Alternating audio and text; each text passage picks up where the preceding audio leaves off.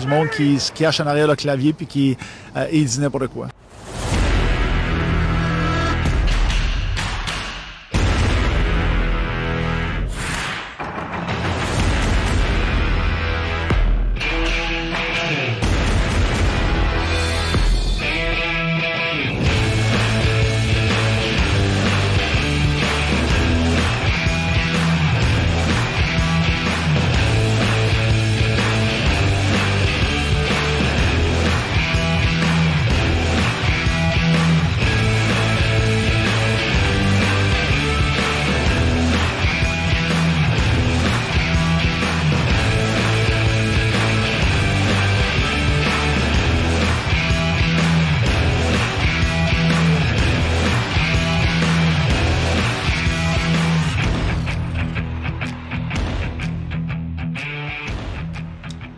L'assistance au match de ce soir. 1000. Bon. On est à court d'idées. Salut. On sait plus quoi faire. On niaisait avec ça pendant le souper, on s'est dit bon. On va dire 1000. 1000. 10. Le numéro 10. Simon. Bonsoir. Bonsoir. Changement de décor, on le voyait pas, mais nous, on a un changement de décor aujourd'hui. Peut-être le son va être différent, je sais pas. Je sais pas si ça fait un changement de son. Sûrement pas. Mais en tout cas, on est chez Marc-Antoine ce soir. Parce qu'on a écouté le match pas en présence finalement. On a été sur le divan, à manger des chips. Puis à écouter la game contre l'Armadol. Oui. Donc on filme ça dimanche soir après le match. Écoute, on a eu beaucoup de matchs depuis le dernier podcast. Comment c'est 4 matchs, 5 matchs? 5 matchs. C'est 5 matchs, oui. Et 2 victoires, 5 et 3 revers. 2 victoires, 5 défaites. 5 revers. Ben ouais, 2 victoires, ça fait changement. On a enfin brisé la malédiction des 7. C'était-tu rendu à 8? Non, on avait gagné avec on s'en a 8. C'était 7. 7 défaites de On n'avait pas gagné depuis la fête à ma mère. Okay, le 11 décembre. Ah. Donc, bonne fête. Bonne fête. Bonne fête. Mais oui, c'est ça. Ça fait du bien un peu de gagner, de retoucher à la victoire. Mais on a vite arrêté retomber sur terre, surtout en fin de semaine. Oui. Avec deux défaites. Mais on va en revenir comme d'habitude à nos petites couvertures de match. Merci d'être avec nous en passant, à tous nos nouveaux auditeurs aussi via Spotify. Oui, la Pologne. Oui, les Polonais. C'était où? C'était à quelle place que tu avais vu? À toutes sortes de places dans le monde. On est rendu international. On est rendu worldwide. Oui. Our friends in Europe. In Africa. In Africa.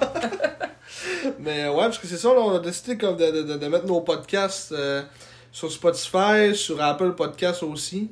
Puis là, ben, s'il y en a d'autres, maintenant on verra. Mais là, pour l'instant, c'est ces 3 principalement. Spotify, YouTube, puis Apple Podcasts. Les 3 principaux que le monde utilise plus en général. Là. Fait qu'on s'est comme expand un peu. Les 14, avec l'épisode que vous écoutez en ce moment, donc les 14 épisodes à date sont disponibles sur toutes les plateformes. C'est ça. Ça va un peu dans la lignée d'avancement du podcast un peu avec le temps. Là, que là, au début, c'est ça, on commençait un peu, on se donnait un peu, comme on dit, on essayait des choses, on commençait plus à, au début, pas de vidéo, rien, juste l'audio, juste YouTube, là, on commençait un peu à aller sur Spotify, justement, Apple Podcast. Là, après ça, on va peut-être essayer d'avoir en vidéo, meilleure qualité de son, tout ça. Ouais. Avec le temps, avec les années. Comme on dit, c'est le début, fait qu'on essaie des affaires. On peut peut-être dire aussi s'il y a des gens qui pourraient peut-être éventuellement vouloir contribuer. On peut faire de la publicité. On a quand même des écoutes là. Un peu là. En plus, on voyait qu'on avait été recherché encore une centaine d'écoutes à peu près là, sur Spotify et puis sur Apple Podcast. Fait que c'est quand même une petite vitrine là, pas trop intéressante. On s'entend qu'on est encore très petit là. Mais c'est ça. Mais nous autres, là, dans le fond, ça nous permettrait de grossir un peu puis de s'acheter. De pas être 2 gars assis autour d'un iPhone. Ouais, ça c'est sûr. De s'acheter au moins de l'équipement qui a de l'allure. Mais... Ce qui est le fun, c'est qu'au moins l'iPhone, c'est quand même une qualité correcte, mettons, pour commencer et essayer des affaires. Là, plus tard, Je veux rendre ça plus interactif, justement, avec nos phases de simple. Ça va être, en tout cas, de quoi qu'on a déjà pensé, puis que peut-être qu'on va essayer de faire ça maintenant. Mais pour l'instant... Ce segment vous est présenté par Apple. Petite pub. C'est ça, c'est un exemple de qu'est-ce que donnerait une pub dans le podcast. On vous fera une petite voix mielleuse.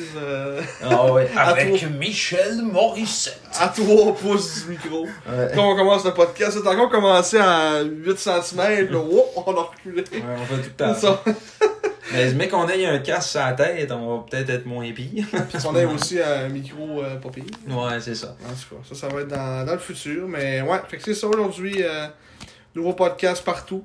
Pour ceux qui nous écoutent sur Spotify, bonsoir. Oui. Apple Podcast, bonsoir. Et YouTube, comme d'habitude, ben bonsoir. Nos premiers, nos supporters de la première heure. Oui, nos nourrissons de l'écoute. Oui, c'est ça. Nos nourrissons. C'est quoi le mot... le mot synonyme que... Ok, c'était nourrisson, il y avait comme trois c'est ça, qu'on dise nourrisson. Ouais. On a joué une petite game de TTMC avant le match. Pour ceux qui connaissent ce petit jeu. Marc a gagné en pleine coup sûre. C'est ça. Ben, c'était le fun. Ouais. J'aime bien ça, gagner. Ouais, fait que dans le fond... Question de la semaine passée. Question de la semaine passée. Qui était sur un joueur qui avait eu le meilleur différentiel de quoi de même. Ouais, le joueur qui a eu... Dans le fond, les plus puis les moins dans la LHJMQ, c'est comptabilisé seulement depuis 2003-2004. Ça, c'est la première des choses. Puis depuis, aucun joueur des Saguenayens n'a terminé au premier rang de la Ligue à ce chapitre. Mais 2 ont réussi à terminer au deuxième rang. On parle de Francis Paré en 2007-2008 à plus 41. Et puis l'autre, eh bien, c'était en 2005-2006 avec un différentiel de plus 53. Julien Brouillette. Et voilà, peut-être... le meilleur défenseur défensif qu'on a vu à Chicoutimi depuis qu'on y va. Là, ton type de défenseur. Ouais, un excellent stay-at-home. Oui. Mais Julien Brouillette avait terminé à plus 53 en 2005-2006. Et le premier, c'était Michal Sersen. Celui qui sert toujours sa monnaie dans ses pouces. Sersen. Qui avait terminé à plus 56 dans l'uniforme des Remparts de Québec. Ancien de l'Océanique de Rimouski. Les 2 clubs qui s'échangeaient des joueurs pour en booster une année, booster l'autre une autre année. Avant qu'ils interdisent les échanges entre ces 2 équipes-là. À cause qu'ils appartenaient à la même personne. Monsieur Tanguay. Ouais, c'est ça. Pour ne pas le nommer. Hein. Oui. Je sais pas pourquoi qu'on dit pour ne pas le nommer, parce qu'on le nomme dans le fond. Ouais. Je vais ça être le but de l'expression, j'imagine. Pour le nommer. Un peu d'ironie. Ouais, c'est ça. Mais bon. Julien Brouillette, en passant, qui avait terminé à égalité avec un certain Aradou à plus 53. Oui. Bon, ben, bravo, Julien. On s'ennuie. Oui. Julien qui a joué avec les Capitals de Washington quelques matchs. Ouais, qui avait vu ça un peu. Puis il avait testé, j'imagine, de voir ce qu'il donnait, finalement. On pourra checker tantôt dans ce qui est rendu, lui, pour voir où c'est qui est rendu, pour le prendre. Ouais. Fait que là, c'est ça. Question de cette semaine. Nouvelle question que j'ai encore eu la bonne réponse. Donc, à votre portée cette semaine, encore une fois. Donc, la question se commence comme suit. Je n'ai jamais été repêché dans la LHJMQ, mais j'ai passé 4 saisons avec les Saguenayens, dont une comme capitaine. Je n'ai jamais été repêché dans la Ligue nationale, mais j'y suis depuis 10 saisons. En fait, la seule ligue où j'ai été repêché, c'est la Ligue nord-américaine de hockey, où les Marquis de Jonquière ont fait de moi un choix de 6e ronde. Je n'ai cependant jamais enfilé leur uniforme. Qui suis-je? Écoute, c'est un haut fait d'âme d'être repêché par les Marquis. C'est pas... j'espère qu'il l'a accroché quelque part. Il doit être sûrement très fier. Je sais pas s'il a assisté au draft ou... il est allé enfiler son chandail des Marquis. Pas sûr. Je pense pas non plus. J'imagine qu'il y a plus de chats à fouetter dans la Ligue nationale. Ouais. Ensuite, on enchaîne des expressions. C'est une soirée en roue libre. Oui. Mais je sais pas c'était en quelle année qu'il avait été repêché dans la Ligue nord-américaine. Je pense qu'il jouait Ligue américaine à ce moment-là. Ah, ça ferait du sens. Ouais. Quand les autres ils ramassent des plus bons Ligue américaine puis East Coast. Ouais, c'est ça. Ils se ramassent là. Des gars plus de calibre. Les gars, plus de calibre. Mais finalement, il a réussi à tirer son épingle du jeu pareil, puis à se ramasser en haut là-bas. En haut là-bas. En haut là-bas. En haut là-bas, dans the inside de NHL. The Big League. In the Q. Ah non, ça c'est dans la JMQ, ça, In the Q. C'est ça, fait que dans le fond, 5 matchs à couvrir. Oui. Oui. Oui. Enchaînement fluide ici. On remarque une certaine fluidité. Après 14 podcasts, ils sont toujours autant à l'aise. Non, mais j'écoutais. J'ai réécouté notre premier épisode, là, un peu. Ouais. Puis il m'a dit qu'on s'est amélioré. Tu sais, on voit qu'on était gênés, là. Ouais. On était gênés pas mal, tu sais, c'est normal. Ben oui, quand tu commences, là, c'est. J'imagine qu'on voulait essayer d'être un petit peu pour avoir l'air un peu professionnel, je sais pas. Mais tu sais, au début, c'était plus on se présentait aussi, puis en tout cas, c'était plus comme formel un peu, on va dire. Hein. Travaille maintenant dans le domaine des finances. C'est ça. Mais ouais, mais dans le fond, j'écoutais ça, puis je me disais, ouais, c'est fun, tu sais, on a évolué, puis on va continuer d'évoluer. L'important, c'est qu'on soit meilleur de fois en fois. Ouais. Sauf que là, c'est embêtant de devenir meilleur, tu sais, dans le contexte où on est... on n'a pas tant d'écoute parce qu'il y a des sags, ça va pas si bien que ça, tu sais, là. Mettons, mais qu'on ait une année où il y a du monde un peu en la ganache, j'imagine qu'on va avoir des écoutes, là. Dans 2 ans? Ouais. Dans 2 ans, ça va passer. Dans 2 ans, là, c'est... Ouais. On va avoir 1000 écoutes par podcast. 1000! Fait que là, ceux qui vont être là en ce moment, puis que là, ils vont nous écouter encore dans 2 ans, il va y avoir plein de monde qui vont écouter. Là, je leur écrirai, mais nous autres, on était là en 2022 quand les Sags ils perdaient 8 games en ligne. Ouais, c'est ça. J'écrirai ça sur mon clavier de main. Là, vous voyez pas parce qu'on n'a pas encore de caméra, mais là, moi, je fais encore mon petit signe d'écrire sur le clavier. Comme on dit, on est dans les pires années. Oui, on en a. Là, on vit les pires années des Sags. Les pires années. Et pensez à ça, là. C'est les pires années. Ouais. Sous Yannick Jean, c'est les pires années. C'est les pires années. Écoute, on a... En 10 ans, on n'a pas eu l'année gagnante. 2 années, 2 ans, 2 fiches gagnantes. 2 fiches gagnantes. En 10 ans. Ah ouais, ça, reconstruction. Après reconstruction. Des choix repêchage, c'est bien beau, mais là... C'est juste des choix qu'on a avec Yannick. Salutations à Herman, Oui. qui semblait très, très, très débiné tantôt après le match. Veuillez noter l'ironie dans nos paroles ici. Ouais, parce qu'on est tous sauf d'accord avec ça. Ouais. Mais bon. Fait que c'est ça, on en revient à nos 5 matchs qu'on avait à couvrir, qui nous ont un peu redonné le sourire à nos Sags après une période plus difficile. Ça a commencé par contre par. C'est-tu une défaite? Oui. Ouais, on n'avait pas le sourire là, à ce match-là. On on s'est même pas levé pour festoyer, ne serait-ce qu'une seule fois. Une défaite de 3-0 contre l'Olympique ou les Olympiques, je suis jamais sûr. Oui, je suis jamais sûr. À la maison, écoute, ça fait mal. Je pense que c'est Béliveau qui a eu 2 buts dans ce match-là. Les 3 buts, c'était par des défenseurs, des tirs de la pointe, les 3 que Litvinov, qui est quand même, pour une fois, Litvinov qui nous a gardé dans le match, ce game-là. Que c'était pas de sa faute qu'on a perdu. C'était pas des mauvais buts qu'il a accordés, c'était juste vraiment des bons tirs des Sags Béliveau de la pointe. Beaucoup de circulation devant le filet, que il y avait pas grand-chose qu'ils pouvaient faire sur les 3 buts. Puis nous autres, ben, l'offensive, ça a été très, très timide. Là. J'imagine qu'on n'a pas eu beaucoup de chance de lancer dangereux. Si on regarde les signés lancers dangereux, 4, 5, 6. 6 lancers dangereux sur 26 tirs. Mais c'est parce que les Olympiques de Gatineau, c'est pas un club très offensif, mais c'est un club avec une défensive incroyable, tu sais. Puis juste, mettons, Luno, Warren, Béliveau. Après ça, il y a un Boutin, je pense, qui est pas mauvais non plus. Olivier Boutin. Boutin.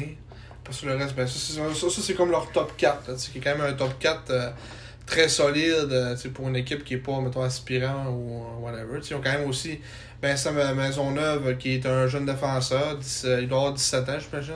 Justin Bergeron aussi. J'imagine ils se sont pris 2 jeunes défenseurs pour compléter leur top 6. Lui, je crois qu'il y a 18. Ouais, 18, Justin Bergeron. Justin Bergeron. Ce n'est pas Justin Bergeron. Ouais, qui est pas le Qui a Justin. pas joué avec les Sacs. Qui a été échangé, c'est sûr qu'il vient. Ouais. Finalement, il est jamais venu. Maisonneuve aussi, c'est un 18 ans, choix de 10e ronde. Mais tu sais, C'est des des Étienne employés Parent soutiens. qui sont pas venus. Ouais, On c'est ça. aurait peut-être aimé ça avoir, mais qui ferait sûrement mieux qu'un Parlement Jonathan Desrosiers, puis même Thibodeau, je trouve pas tant. Il est correct, mais c'est pas. Ouais. Alors, aujourd'hui, ça a été difficile. Aujourd'hui, ouais. Vraiment de la Un match misère. difficile pour Jérémy Thibodeau, mais. On va y revenir. Là. Ouais. Mais si on parle des bons points de ce match-là, je trouve que. Elle était dedans, ce puck-là. Ouais, mais il y avait sifflé avant. Ah, il y avait sifflé avant. Mais je pense qu'on s'est quand même imposé physiquement dans ce match-là, un peu comme le match d'avant contre Rimouski. Oui. Qu'on l'a, tu sais, pas le match d'après contre Rimouski aussi, on a commencé en allant frapper d'un bandes, puis tu sais, ça. Ouais. On s'est imposé, mais. Matteo Mann a fait un bon hit. Ouais. Et Marc-Antoine dit que t'es un joueur physique depuis ce temps-là. Que c'est content. Il est content parce qu'il utilise son physique. Non, mais c'est des choses qu'on voyait pas avant. Hein. Tu vois. Depuis ce plaquage de Matteo Mann. Mais tu l'avais-tu vu faire un plaquage avant ça? Ben non, mais. Mais c'est ça. À ça, il en fait de temps en temps. Ouais, il a fait un aussi game. À chaque match, il fait un hit dangereux. Après qu'il a pris le coup de sifflet. Il va plaquer un gars derrière du but, mais. Rarement dans le feu de l'action. Ah, c'est sûr, là. Mais T'es pas tant d'accord ou... Non, je suis pas tant d'accord. Ben oui, ça il le fait tout le temps. Là. Toutes les fois que le jeu il est arrêté, il s'en va pousser un gars en dehors de la slot. Genre, à cause que tu fais pas ça, quand ça joue, là. Ouais, En place de le laisser dans les culottes de ton goal-là.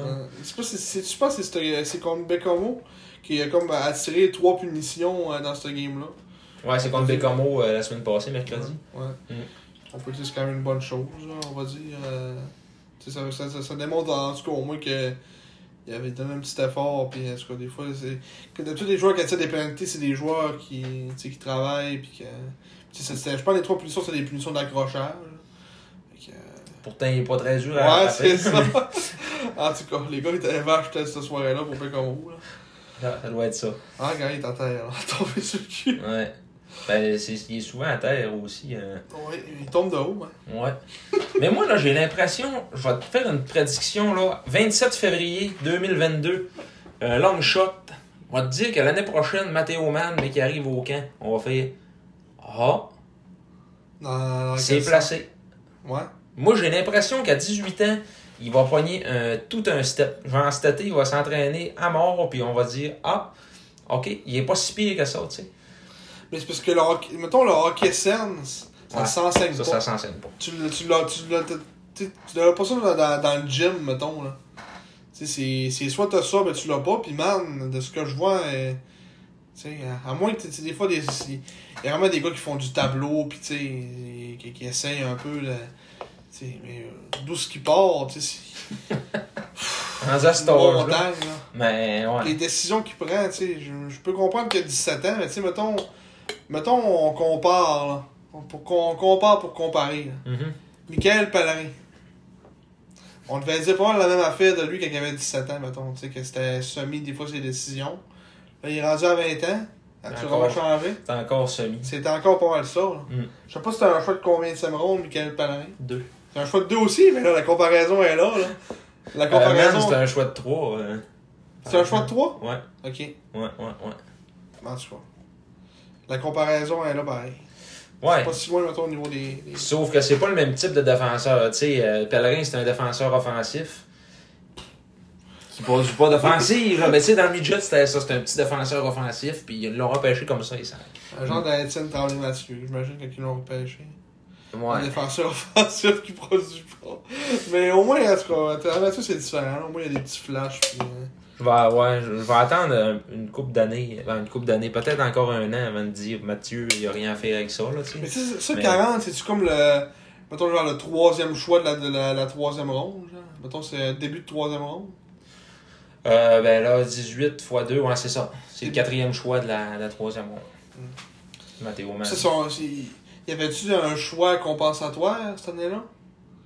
2020, mettons, un 19e choix? pense que oui. Il y en a tout le temps un. Ouais. Là, ouais. Mettons, on dit, mettons, 3e choix, mettons, de la 3e ronde. C'est quand même early. Mais en tout cas. 6 pieds 5, 225 livres. On va noter ta prédiction. Puis. Ouais, écoutez ça, là. Au camp l'année prochaine, on va voir. Hein. J'espère là, pour l'équipe qu'il va devenir meilleur, mais en tout cas. Parce que je suis capable de voir une légère progression depuis le début de la saison, mais c'est vrai que côté Hockey Sense, mais tu sais, t'as des gens, t'as Samuel Morin, là. Non, mais Ça n'avait pas de Hockey Sense, puis ça a quand même été repêché en première ronde en Ligue nationale. Ouais, mais parce qu'il était gros. Ben, aujourd'hui, il doit probablement flipper des Humberger, je sais pas. Mais tu sais, c'est parce que c'est le style, on va dire, de mettons, 4-5 ans, les gros défenseurs, là, Edmond, là, trouvait ça hot, là. Ouais, c'est un peu ça. C'est ça, man, c'est un peu cette affaire-là, on va dire qu'on vit un peu dans le passé, les gros défenseurs, c'est bon, hein. Ouais. On va le développer. Ça marche pas de même. Hein. Si le gars il est pas bon, mais qu'il mesure 6 pieds 5, il va être pas bon à 6 pieds 5 jusqu'à la fin de sa vie. Là. Ouais, c'est sûr. Samuel Morin, c'est exactement, je trouve que c'est une très bonne comparaison. Là, de, il était. Au moins il produisait un peu. Morin, c'était comme un style, on va dire, peut-être plus. Il était peut-être plus un peu d'offensive dans son jeu, non? C'est une trentaine de points. Ouais, c'est ça. Il faisait une trentaine de points par année. Là. Ce qui est pas mauvais. Il joue jusqu'à 19, j'imagine. Ouais. Après ça, rendu à 20 ans, là, il était dans la Ligue américaine. Puis là, ok, non, il flippe pas d'Umberger, mais check statistiques unavailable. En 2021-2022, il était encore techniquement dans l'organisation des Flyers. Il faudrait checker les prospects parce que DB, c'est de la crise de mort. Il est rendu qu'il joue à l'attaque. Il est rendu qu'il joue à l'aile gauche. Hein? Ouais.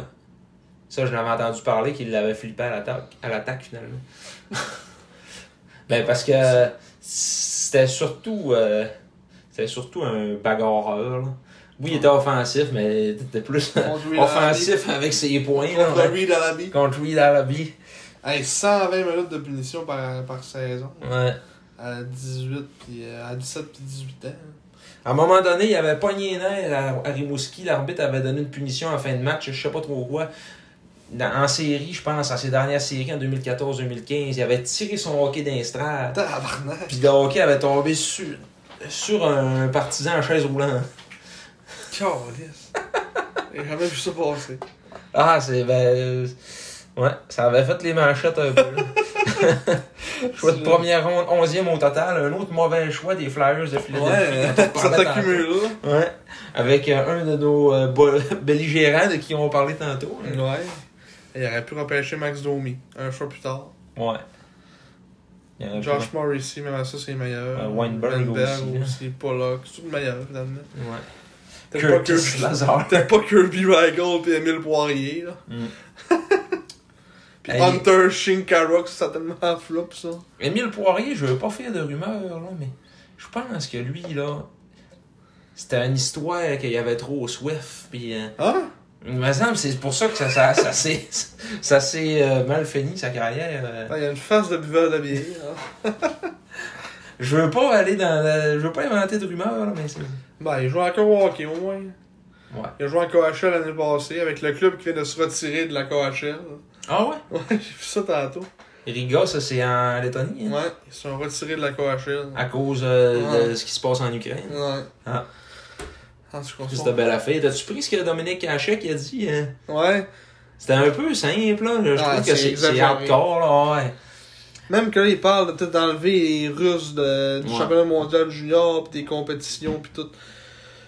Tu sais, je trouve que c'est pas de faire payer les jeunes pour ça, là. Ils ont rien fait, là. C'est pas de leur faute, là. Ah, c'est l'œuvre d'un seul homme. Ouais, c'est ça. Là. Mais. Moi, je serais en tabarnak d'être russe, mettons. Pis j'ai rien fait, là. Hitler. C'est comme si Trudeau ferait une petite affaire simple, pis il faudrait qu'on paye pour ça, pis on se ferait tout couper tout, là, tu sais. Ouais. T'en veux-tu une? Ah, peut-être plus tard. Je t'arrête comme ça avec. Spécial, hein? C'est une drôle de sorte, à goût de bonne. Ah ouais? Avalanche. Dantine Ice Avalanche. C'est une petite classique. Là. Ce segment vous est une présentation de Dantine Ice Avalanche. Une avalanche de saveur. C'est bon, ça. Bon, skip ça, là. Oui. Ça suffit, là. Ça suffit. On a fait un match là, de quasiment 30 minutes. Émile Poirier, ancien des Olympiques de Gatineau. Oui, on fait un lien, un pont. Ouais. On crée un pont. On crée un pont. Donc, un match qui s'est terminé 3-0 pour Gatineau. 2 buts de Isaac Béivo et 1 but de Béivo. Noah Ryan. C'est Béivo. C'est Béivo. Il y a 2 L. Béivo. Oui, c'est de même que ça se prononce. Pour vrai? Ouais. Mais non, c'est... Oui, c'est pas Béliveau, là. Comme Jean Béliveau, c'est B-E-L-I. Ouais. Mais ça, c'est Béivo. Béivo. Mm-hmm. J'ai jamais remarqué. T'es sûr? Oh oui. Pour son oreille de prospect. Ça va qu'on ait le phonétique, mais l'autre.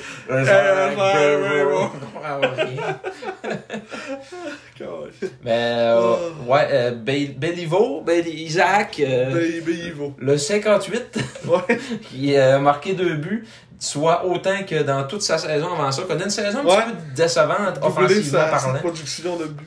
Ouais, mais on se rappelle de lui comme ayant été le meilleur défenseur de l'Océanique en 2019-2020. Le Michal Sersen de nouvelle époque. Mais tu sais, il joue avec Lafrenière aussi. Ouais, c'est ça, là. Un peu comme... Tu sais, 42 passes, une coupe de but, j'imagine que là-dessus, c'est sur le powerplay. Il met ça à quelqu'un, Lafrenière, mettons, quelqu'un passe sur Lafrenière, shot, ben, il passe sur Lafrenière la calisse dedans.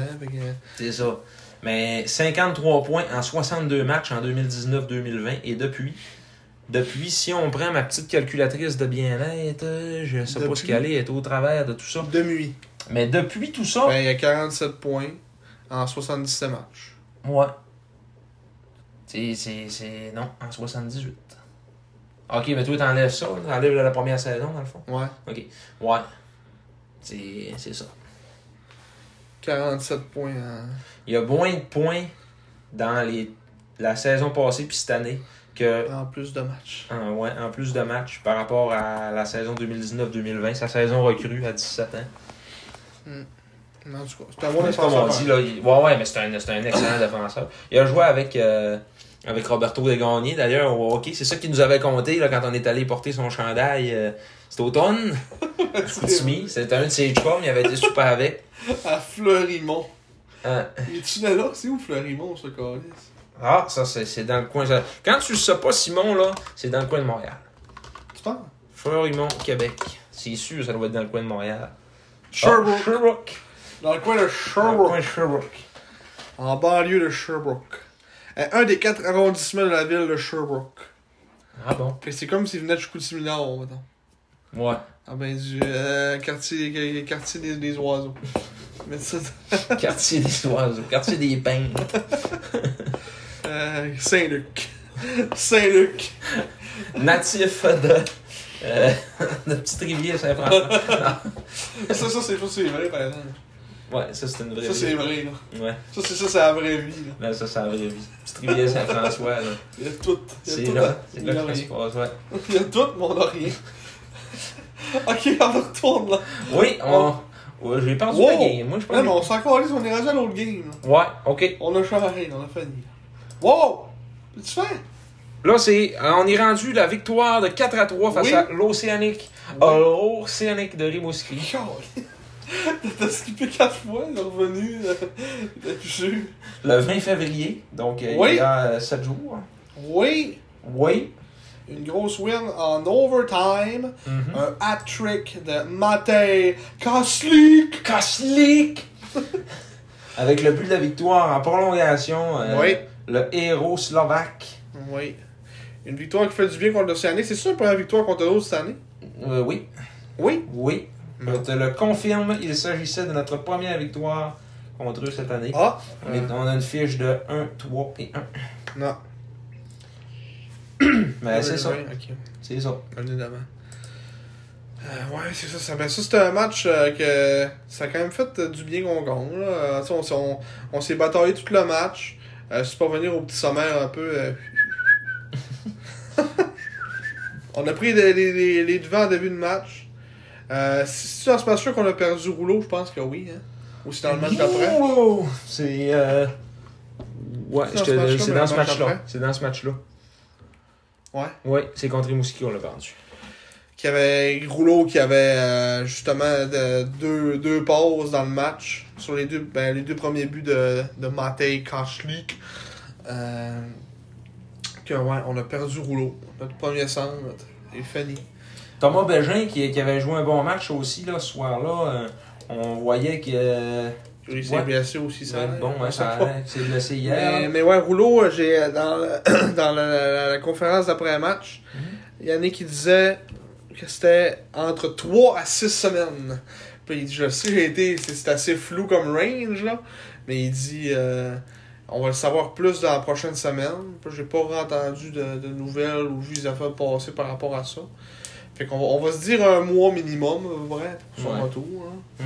Fait qu'on perd, mettons, Rouleau pour encore, mettons, une dizaine de matchs. C'est pas une quinzaine. T'as peut-être pas 15, mais... 100 matchs. 100 matchs. 1000! 1000 matchs dans la Ligue de hockey junior majeur du Québec. Mais ça fait mal. Ça fait mal à notre offensive. Que pareil, on s'est quand même débrouillé pas si mal sans lui le match d'après. Une bad luck, hein? C'est une bad luck qui est arrivée en plus. Il est arrivé avec de la vitesse, puis il a perdu l'équilibre, puis il est tombé dans la bande, le pauvre. La petite bande de fer. C'est arrivé à pas ma fait que Pellerin, qui s'est arrêté dans une autre arena, il s'aurait jamais cassé la clavicule, mais le peau, je sais pas trop ce qu'il avait eu. Puis ben, ça cause, c'est le style d'arena qu'on a des bandes en ciment. Ouais. Que là, les gars, ils ça, c'était tout un hit. C'est depuis ce bout-là que tu dis qu'il fait des hits. T'as vu un hit de la mort de Matteo Bang! Le gars, il avait mal. Puis là, à ce moment-là, on avait dit aussi, il va falloir qu'on attende qu'il y en ait un qui se tue dans ces bandes-là pour qu'il fasse de quoi. Puis Rouleau s'est tué quasiment à peu près une période après. Ouais. Puis là, c'est ça, ou ben non, que la Ligue fasse bon, là, ça vous prend des bandes réglementaires cette année. Puis que là, ben, on se rouvre les yeux rendu au mois de septembre. Oh, on n'a pas encore nos bandes. On va jouer sur la route pendant 2 semaines avant de commencer l'année. C'est tout le temps de même que ça finit, là, Chicoutimi. On a vu que là, les subventions, puis là, faut qu'on essaye d'aller chercher les budgets, puis là, la ville, puis là, Jonquière, les chioles, puis ça finit tout le temps que c'est compliqué. Ouais, ça n'a pas de bon sens. Ouais. Non. Mais non, c'est parce que les bandes au San Jorge Vezina, là, c'est ceux qui n'ont jamais été dans les arénas ailleurs, on a les pires, là, c'est vraiment raide pour alors, rien. Pour avoir joué aussi au San Jorge, là, j'ai jamais joué contact, là, mais toi tu tombes dans la bande au San Jorge, ben juste des fois, tu sais, des bagarres, tu te fais un peu pousser, là. C'est pas, même les baies vitrées, c'est en verre, tabarnak. Ouais. Puis tandis que dans les arénas modernes, c'est en plexiglas, en plastique. Puis quand tu rentres dans la bande, ben la bande tu fais quasiment comme collé par la bande, tu tombes, whoop, elle est bien élastique, elle est bien molle. Ouais, c'est ça. Ça fait ça un peu, mais tu sais, c'est moins pire que si tu disais que sur le verre. Hein. En plus, ça fait un bien plus beau son. Ça fait un beau petit... T'entends tout claquer. C'est juste... Ouais, c'est ça. Tu vas direct dans la bande. Mais ouais, ça fait du bien contre, on va dire, notre équipe, nos némésis, je cherchais le mot. Nos némésis? Nos ennemis jurés. Ah, ok, ouais. Dans ce sens-là. Nos ennemis jurés, en tout cas, comment on a quel autre mot t'aurais dit? Nos rivaux. Nos rivaux de section. Nos bêtes noires. Nos bêtes noires. C'est peut-être ça le mot le plus. Ouais. Nos bêtes noires. Là-dessus, Pellerin, c'est-tu fait conner? Ouais, il se fait tout le temps conner. Par Saint-Denis. Maël Saint-Denis. C'est le fils de l'autre, ça? C'est pas le fils de l'autre. C'est à cause qu'il a donné dans son nom, mais c'est le fils de l'autre, ça? Avec une passe de Charles Côté. Ton défenseur. On a parlé dans l'autre podcast. Ouais, les gars, il y a 4 points cette année, il y en a 2 au San Jorge. Ah ouais? Ouais. Il y en a un là, puis un autre là, ouais. Il performe au San Jorge, il te voit, il le sait. Hein? Ah, il le sait. Il sait que t'es là. Il sait, ouais. Il sait que je l'aime bien. Charles Côté. Ah, mais ouais, c'est ça. Bon match ici contre l'Océanique. Ça fait du bien de sortir la torpeur qu'on était. Brassard qui a quand même bien gaulé aussi dans ce match-là. Il fait face à 27 lancers. On a eu plus de lancers que l'Océanique. Ben, c'est juste en troisième que là, on avait un petit peu plus de misère à suivre le rythme. Parce que on a eu on lui a donné 2 avantages numériques. Finalement, ben, ils ont capitalisé une fois. Mais on avait pris devant, puis on a égalisé avec à peu près, mettons, 3 minutes, à peu près 4 minutes à faire en fin de troisième période. Puis Kaslik, ben, une belle montée de Vermette qui ont mis ça à Kaslik dans l'enclave, tir sur réception. À rentrer au poste. Emmanuel Vermette qui est méconnaissable. Ouais, c'est... Depuis sa bagarre. Hein. Depuis sa bagarre, c'est plus le même homme, il est bourré de confiance. Puis il joue vraiment bien, puis en tout cas, c'est prometteur pour le futur. Moi, je pense qu'on en parlait un peu aussi dans l'autre podcast aussi, justement, de ça, qu'il s'était battu, puis que depuis ça allait vraiment bien. Ben, c'est encore vrai, là, je pense qu'on peut le répéter pareil et dire... ça va faire un bon il a encore continué à bien performer dans les 5 autres matchs qu'on a vus depuis la dernière fois qu'on s'est jasé. Mais c'est ça. Fait que là, on s'est sorti de la torpeur justement contre l'Océanique. Fait que là, on était 1-1 depuis la dernière fois qu'on s'est parlé. Et un peu plus tard dans la semaine, donc ça c'était le dimanche, le mercredi, on a affronté nos éternels rivaux cette fois-ci. Nos éternels... Comment t'as dit ça dans le mot latin? Hein? Le mot que t'as dit. Le mot latin? Ton expression. Quand t'as parlé de Rimouski, nos Némésis. Nos Némésis. Nepessis. Nepessis André. Mais oui, nos Némésis, le Drakkar, que ça faisait un bout qu'on les avait pas vus. Qu'on n'avait pas joué contre eux autres. C'est rare qu'on passe une grande période sans jouer contre le Drakkar. Puis là, ben, une victoire de 5-3 avec Serge Proulx comme commentateur du match à la radio sur les ondes de la radiodiffusion parce que ça passe pas à la radio. Ouais, c'est ça. Sur les ondes de ce qu'on s'appelle iHeart Radio. De énergie. Mais ouais, fait que c'est ça une victoire convaincante, on va dire. Et là, on avait dit, je t'avais dit avant le match, il serait dû le petit Jake. Ouais, c'est vrai, tu serais dû le petit Jake. 2 buts. Jacob Newcomb qui a marqué 2 buts, première étoile du match. Ouais. Était dans une petite mauvaise séquence, si on veut. Là. N'avait pas marqué depuis le 5 décembre contre nous. Il n'y avait aucun point. Ben, il n'y avait eu aucun point depuis le retour au jeu. Ouais, depuis le retour au jeu. 1, 2, 3, 4, 5 matchs. Il y a juste 2 points, 2 buts ce match-là, parce qu'il n'a pas fait de points en fin de semaine. Mais... C'est sûr que c'est un joueur de séquence un peu, c'est normal, il est jeune. Là. Ouais. C'est tout le temps ça que ça fait. Là. Mais c'est pas parce qu'il joue mal, c'est juste parce que c'est comme ça. Mais il était dû. Il était dû. Puis il était dans son bureau en avant du but. Des petits buts un petit peu à la Nicolas Roy. Ouais, ramasse des garbage. Puis dans ce match-là aussi, Emmanuel Vermette qui a eu 2 buts aussi. Ouais. Un but dévié, puis un but de bizarre dans l'enclave, qui s'est juste reviré sur lui-même. Puis elle n'a même pas levé de la glace, puis elle a juste rentré dans le poteau. C'était vraiment bizarre comme but, là, mais on va le prendre, comme on dit. Brassard qui est pas capable de se déplacer latéralement. Non. Il se couche sur le ventre, puis il tire sa jambe. C'est ça qu'il fait. Ouais, on dit qu'il se pogne dans le poteau, puis là, il tombe, ben, il perd son bâton, perd son gant, perd son bouclier. Je vais faire un petit commentaire. Pas nécessairement anti, là, mais sauf que, écoute, disclaimer. Il est pas capable d'arrêter une puck en zone supérieure. La mythe pis le bloqueur, c'est zéro. Ça rentre tout le temps. Ouais. Ses arrêts des jambières, c'est parce qu'il s'attire. Mais d'après moi, s'il était plus petit que ça, il gaulerait pas dans le cube, là, tu sais. Tu sais, j'imagine qu'il en sait vrai plus, parce que là, il joue avec des pads de style de rue, des Huskies, des pads rouges, avec un gros logo des Huskies. On dirait vraiment des pads de rue, là. Les petites pads sont toutes petites. Mais... Ils ont 8 pieds, il y a des pads de à peu près 2 pieds à terre. Des 24 pouces. Ouais, c'est tout petit. Il en prendrait des 38, il y a des 24 pouces. Ouais. Mais c'est ça, dans ce match-là, écoute... on a vu la jeunesse, on va dire, de ce que ça va être notre futur, avec justement le Vermette à Newcomb, des buts. Puis c'est pas mal ça. 2-4 en avantage numérique pour le Drakkar, 2-7 pour nous autres. C'est vrai que les Drakkar étaient vraiment indisciplinés dans ce match-là, ça n'avait pas de bon sens. Ouais. Il y a tout le temps des deux, on était pas capable de scorer, mais maintenant on a scoré plus vers la fin du match. Là. Ouais, exactement. En troisième, on a marqué 2 buts en avantage numérique. Non, c'est pas vrai. Le premier était en avantage numérique, puis après ça en troisième, en milieu de troisième. Le but de Vermette. Ouais. Sinon, quelle autre chose qu'il y aurait à signaler? Siba. Est-ce qu'il y a des choses à signaler? Pas vraiment. D'autres.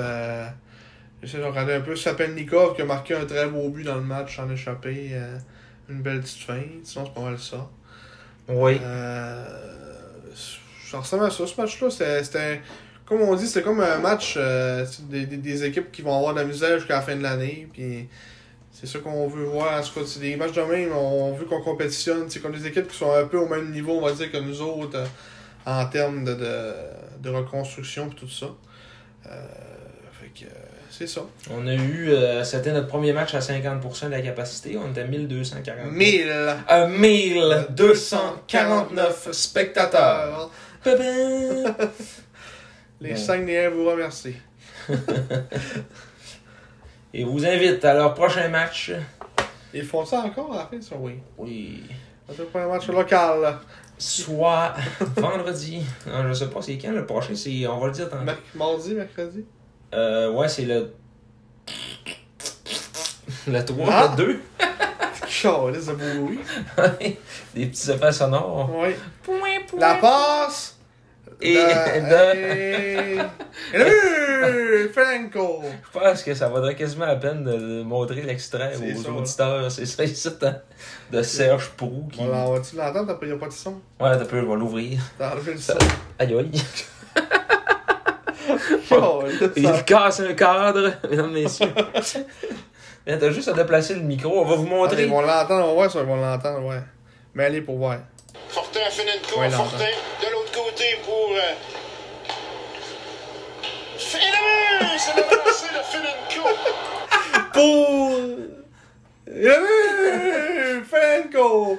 Serge Proulx qui avait un petit blanc de mémoire sur le nom de Belchamber, Andrew Belchamber. Il avait de la rencontrer sur sa feuille. Non, mais il voulait dire Fenenco, il disait pour...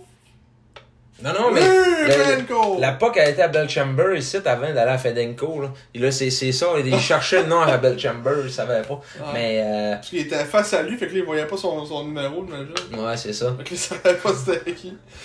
Je sais pas pourquoi il a été descripteur pour ce match-là. Là. Sûrement parce que Benzedero qui était malade ou quelque chose de même.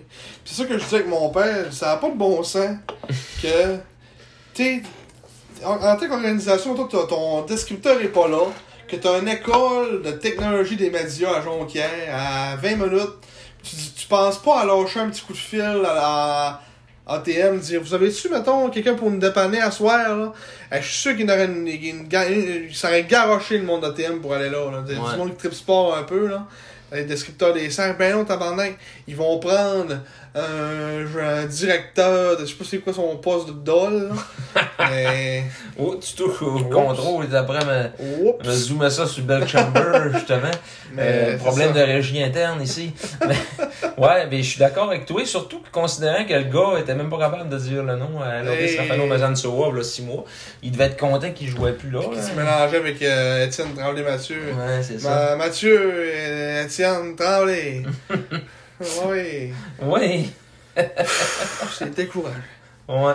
Mais bon, une petite victoire, ça se prend bien. Quoi tu vas voir?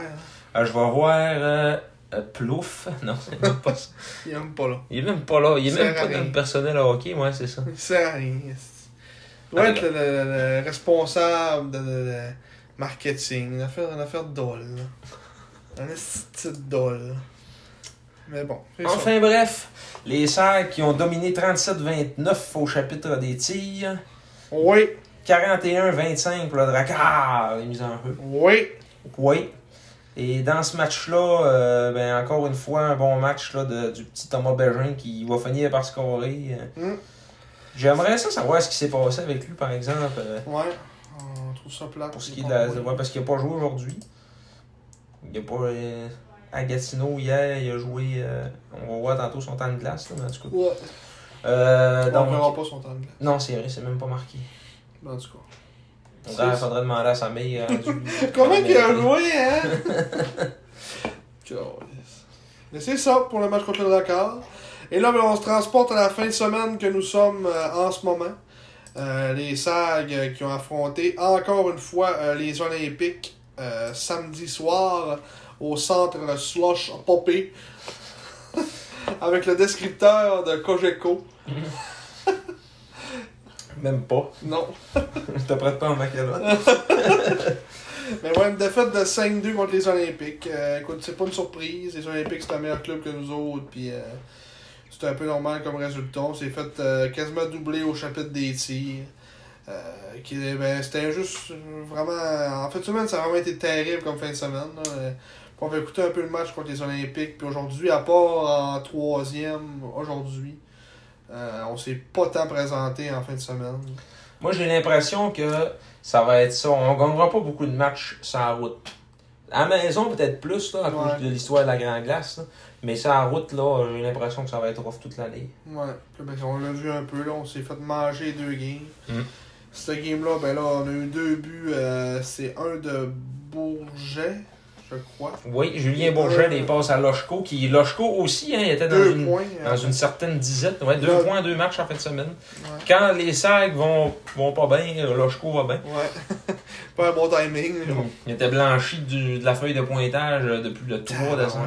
Ça avait 6 bouts. 1, 2, 3, 4, 5, 6, 7, 8, 9, 10, 11, 12 matchs consécutifs sans être sur la feuille de pointage pour Andrei Loshko. Ouais, ça n'a pas de bon sens. Mais en tout cas, comme tu dis, ça fait quand même du bien qu'ils reviennent un peu à produire. Puis là, ben c'est ça. L'autre, ça a été Vincent Frodette, premier but de la saison. Qui sort de sa torpeur après une séquence à être Vincent ordinaire, Frodette. Vincent non fiable, Frodette. Non fiable. Ben, c'était son premier but en carrière dans la Ligue de hockey junior majeur du Québec. Non, c'est pas vrai, il avait marqué un but en série. Ouais. Mais théoriquement, son premier but en saison régulière. Ouais. À son 66e match. C'était un beau petit but coupé dans l'enclave de la pointe. Ah oui, il a monté. Le tir, il est envolé comme dans l'enclave, dans le milieu de la glace, puis il a déjà joué le goaler sous la mitaine. Ouais. Un beau petit tir. C'est ça. Vincent Frodette qui... Ça, j'ai bien aimé ça, ce but-là. Avec l'aide de Christopher Ennis. C'était-tu son premier point avec les 5? Non, mais c'est pas loin quand même. Ah, il y a 3 passes. Il y a 3 passes en ce match depuis qu'il était parti. Ouais. Mais c'est ça, Bourget, lui, 2 passes dans ce match-là. Quand les gars de 3e ligne vont bien.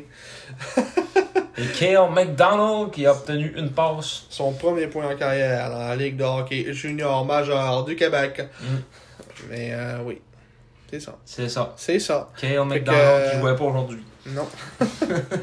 Fait que c'est ça, une autre défaite contre les Olympiques. Pas plus à dire vraiment sur ce match-là. Samuel Savoie qui a connu un bon match. Que lui aussi était sorti d'une séquence de. Je pense que c'était 10 games sans marquer de but. Il disait quand j'ai écouté le match. Ça me semble que c'était de quoi de main. Ah ben oui, regardons ça, toi. Puis il a fait 2 buts en fin de semaine aux 2 games. Ouais. Fait que il était sur une longue disette. Mais lui c'est un joueur de 17 ans aussi. Fait que des fois ça se peut arriver sur des séquences moins performante, mais c'est ça, en fin de semaine, il est sorti de son cocon. L'excellent Noah Warren qui a remporté la troisième étoile. Dans un tirage. Ouais, mais, avec une pause. Mais c'est un bon stéatome. C'est ça. Manix Landry, le fils à Éric Landry, l'ancien coach des Olympiques, avant le gros Robitaille. Le gros Robitaille! Qui a marqué un but avec tout un shot en se revirant. Il était bien placé. Floung! Elle a rentré au poste. Elle a bien fait ça, la petite. Ouais, fait que c'est ça pour ce match-là, le game Doyle d'une défaite. Puis là, on enchaîne avec une autre game Doyle que on vient juste d'écouter après-midi. Une game qui s'est terminée au pointage de 6-3 pour l'Armada. Ouais. L'Armada de Blainville-Beaubriand. Si on y va avec un sommaire un peu plus détaillé, on a commencé le match en jouant ses talons. Ouais. On s'est fait inscrire le premier but. Là, pourtant, il y a eu 2 gros arrêts, 2 échappés, 2 contre 1 contre Brassard. Le Brassard a fait 2 gros arrêts sur ces 2 échappés-là. C'est ça qu'on dit aussi dans ce game-là. Ça aurait probablement. C'est ça, c'est 2. Dans le fond, c'était 2 contre 1 que Brassard a fait des gros arrêts. C'est sûr qu'on s'est dit une chance que l'Armada sont pas bons parce que ce game-là, contre une grosse équipe, ça aurait facilement fini à peu près 12-1. Ouais, c'est 12 ça. 12-3. Là. pas une passe qui était sur la palette. Les défenseurs dans l'une, tout le temps. Il y a eu beaucoup de surnoms, beaucoup trop de surnoms dans ce ça match-là. n'avait pas de bon sens. Des revirements qui ça finissait plus. Là, ça... Il y a Jonathan Desrosiers a été horrible à soir. Ah ouais. À après-midi. Thibodeau horrible aussi. Oui, Jérémy Thibodeau, faut pas avoir peur de le dire, il y a eu bien de la misère. Puis Là, leur premier but qu'ils ont marqué de Jonathan Fauchon, c'est une sortie de brassard un peu hasardeuse, un mauvais bond dans la baie vitrée. Ça s'est ramassé à la pointe, puis le tir a dévié, puis Brassard était rendu couché sur le côté. Puis... il n'y a pas grand chose à faire. Ouais. Après ça a été en deuxième un but d'Ol. C'est ce but-là que la puck était pognée en zone neutre, puis que là, à partir d'un revirement, puis là, ça c'est plus vers la fin, je pense. Hein. Un des derniers buts, ça, que. Tu sais, la puck, il y a comme un revirement c'est là. C'est le deuxième but. Ouais, c'est ça, c'est il y a un revirement à la bleue de l'Armada dans leur zone. Puis là, on a perdu la puck, elle a dévié sur 4 personnes. La puck s'est ramassée comme aux oreilles dans notre zone. Kaslik a perdu pied en se faisant mettre de la pression. Comme ça, ok, on va essayer de vous décrire ça comme il faut. Ça n'a pas de bon sens. Kaslik a réussi à soutirer le puck à... Je sais pas trop c'est qui, mais en perdant pied. Puis en perdant pied, Philippe Fauchon passait par là. Il est reparti avec la rondelle. Puis Thibodeau a comme essayé de... Il a comme perdu l'équilibre un peu. Puis il essayait de... Puis Desrosiers s'est mis devant lui pour le shot. Puis là, ça a fait un écran. Ouais. Puis là, tu sais, c'est un but, j'imagine, encore là que t'as dit qu'il se fait battre dans le haut du filet. Ben c'est encore un exemple de là... Il s'est fait battre dans le haut du filet, trop à terre, trop vite. Mais Fauchon, là, en plus, Kaslik, il l'a trippé en tombant. Il a tombé ses genoux. Thibodeau, il a repris la rondelle, puis il savait tellement pas quoi faire avec que Fauchon, il s'est relevé, puis il l'a repris, genre, puis il était aux côtés de Thibodeau. Ouais. Puis il a tiré, puis comme tu dis, Desrosiers, il faisait écran sur le gardien, qui a pas été capable de faire un arrêt sur un tir haut, encore une fois. Ouais. Après ça, on a vu Lachko qui a scoré son troisième avec les Sags déjà, quatrième. Son quatrième, ouais. Avec les Sags. Vraiment un beau tir, une entrée de zone de Fredette. Qui est en fait une passe qui est destinée à Fredette. Le pas pogné est arrivé sur la palette de Lachko, puis il a mis ça top net, bar down, comme on dit dans le jargon. Qui nous a donné, on va dire, un peu espoir. On s'est dit, bon, on va peut-être avoir un match. Mais après ça, on s'est fait silence assez rapidement, 2 minutes plus tard. 2 minutes, on dirait, et demie plus tard. Alexis Gendron qui est venu marquer sur, je pense que c'était un retour de lancer d'Ol. La célébration, il y a eu le hockey dans la face. Non, ça, c'était vraiment une belle séquence, belle percée. Fredette s'est fait battre, puis je pense que c'est Pellerin qui était avec. Pellerin qui a fait une pression, c'était pas une belle pression. Puis là, mais c'est encore fait. En retard, puis pas Desrosiers, Brassard s'est encore fait battre dans le haut du filet. Qu'il était encore couché à terre il était bien agenouillé. Encore là-dessus, là, l'instigation de cette séquence-là, c'est Fredette qui a fait une passe à l'aveuglette en zone offensive pour personne, qui s'est ramassé sur la défensive adverse, qui a relancé l'attaque assez vite. C'était Félix Larose. Charles. Après ça, salut. Charles Larose. Charles Larose, oui. Au 59 des Hurricanes de Caroline. Après ça, Miklouka, un but chanceux qui s'est ramassé en échappé. Il a tiré sa bande, puis la POC est revenu sur la palette, puis il a juste scoré sur le retour de la bande. Il était où, les défenseurs? Il n'avait pas. Pellerin était à l'autre bout. Puis il n'avait pas d'autre. Non, il était annexé. Il était 2 contre 0. Dans le fond, Miklouka était échappé, mais le joueur en arrière de lui, c'était un joueur de Armada. Puis après ça, comme on peut voir, c'est Jean Bédard qui est arrivé. C'était même pas un def. Bédard, Thibodeau était là aussi. Thibodeau s'en venait. Mais ouais, fait que là, ce but-là, ça a fait 4-1. Si on peut quand même le dire, là. Jérémy Thibodeau, -2. Puis c'est 2 séquences sur lesquelles il était. Il était déporté. Ouais. Il était pas ce qu'il devait être. Puis ça donnait des buts directement. Après ça, par la suite, il y a eu un autre. Oui, il y a un autre but. Alexis Gendron. En début de troisième. Ce tir-là. Encore un tir haut. Oui, encore une fois. C'était-tu haut, lui? Je pense pas. C'est plus.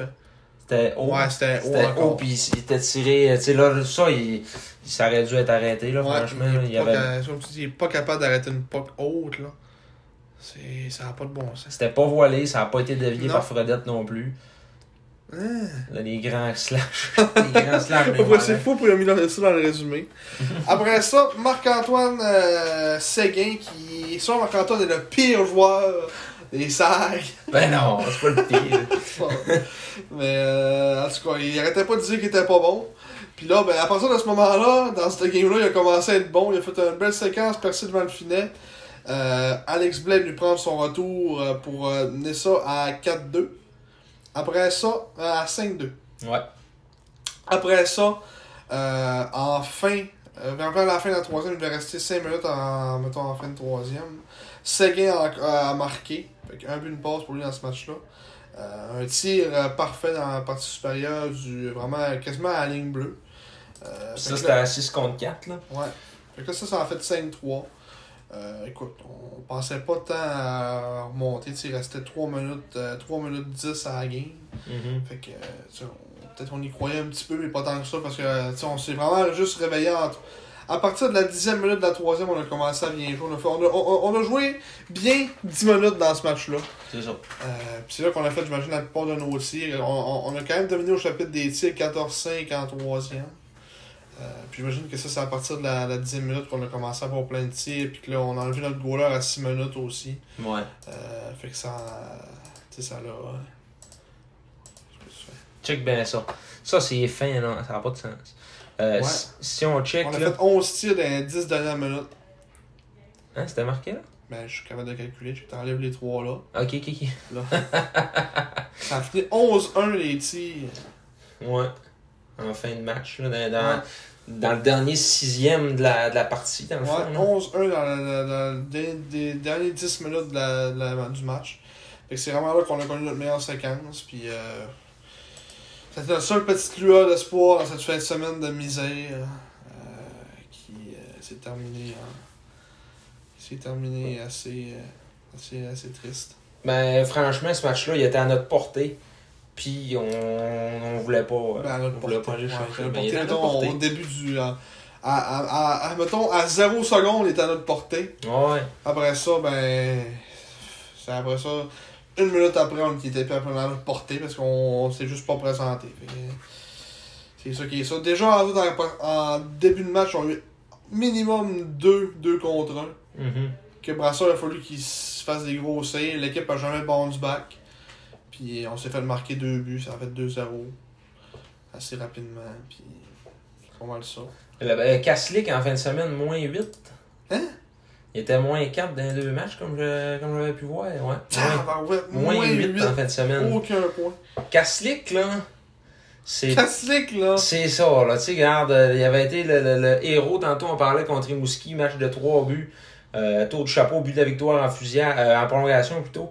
Après ça, tu sais, contre Dracor, il avait bien joué. Mais moins 8. Mais c'est plus un joueur complémentaire. Fait que c'est comme. Ouais. Quelqu'un qui n'a pas des bons joueurs avec lui, mais c'est ça. Il peut pas tout faire tout ça. Même s'il y a vraiment beaucoup de talent. Les 2 matchs qu'on a joués à Boisbriand cette année, il a été moins 4 dans les 2. Ça n'a pas de bon sens. Moins 8 en 2 matchs contre l'Armada à Blainville. Ouais. Pas sa place. Non, c'est pas sa place. Il aime pas ça, le centre d'excellence sport. Il n'y a pas grand monde qui aime ça. Non. Mais, fait intéressant à noter, il y avait plus de partisans au centre Sport Rousseau au Centre Georges. Mercredi. Mercredi. Ça, c'était un mercredi. Ouais. Il y a ça, là. C'est pas trop gentil de comparer. Mais, ouais. Fait que c'est ça pour nos sacs dans les 5 derniers matchs. 2-3. Mais on finit sur un goût amer avec en fin de semaine. C'est ça qui est comme plus tannant. On a, comme on dirait, oublié un peu nos 2 victoires qu'on a eues.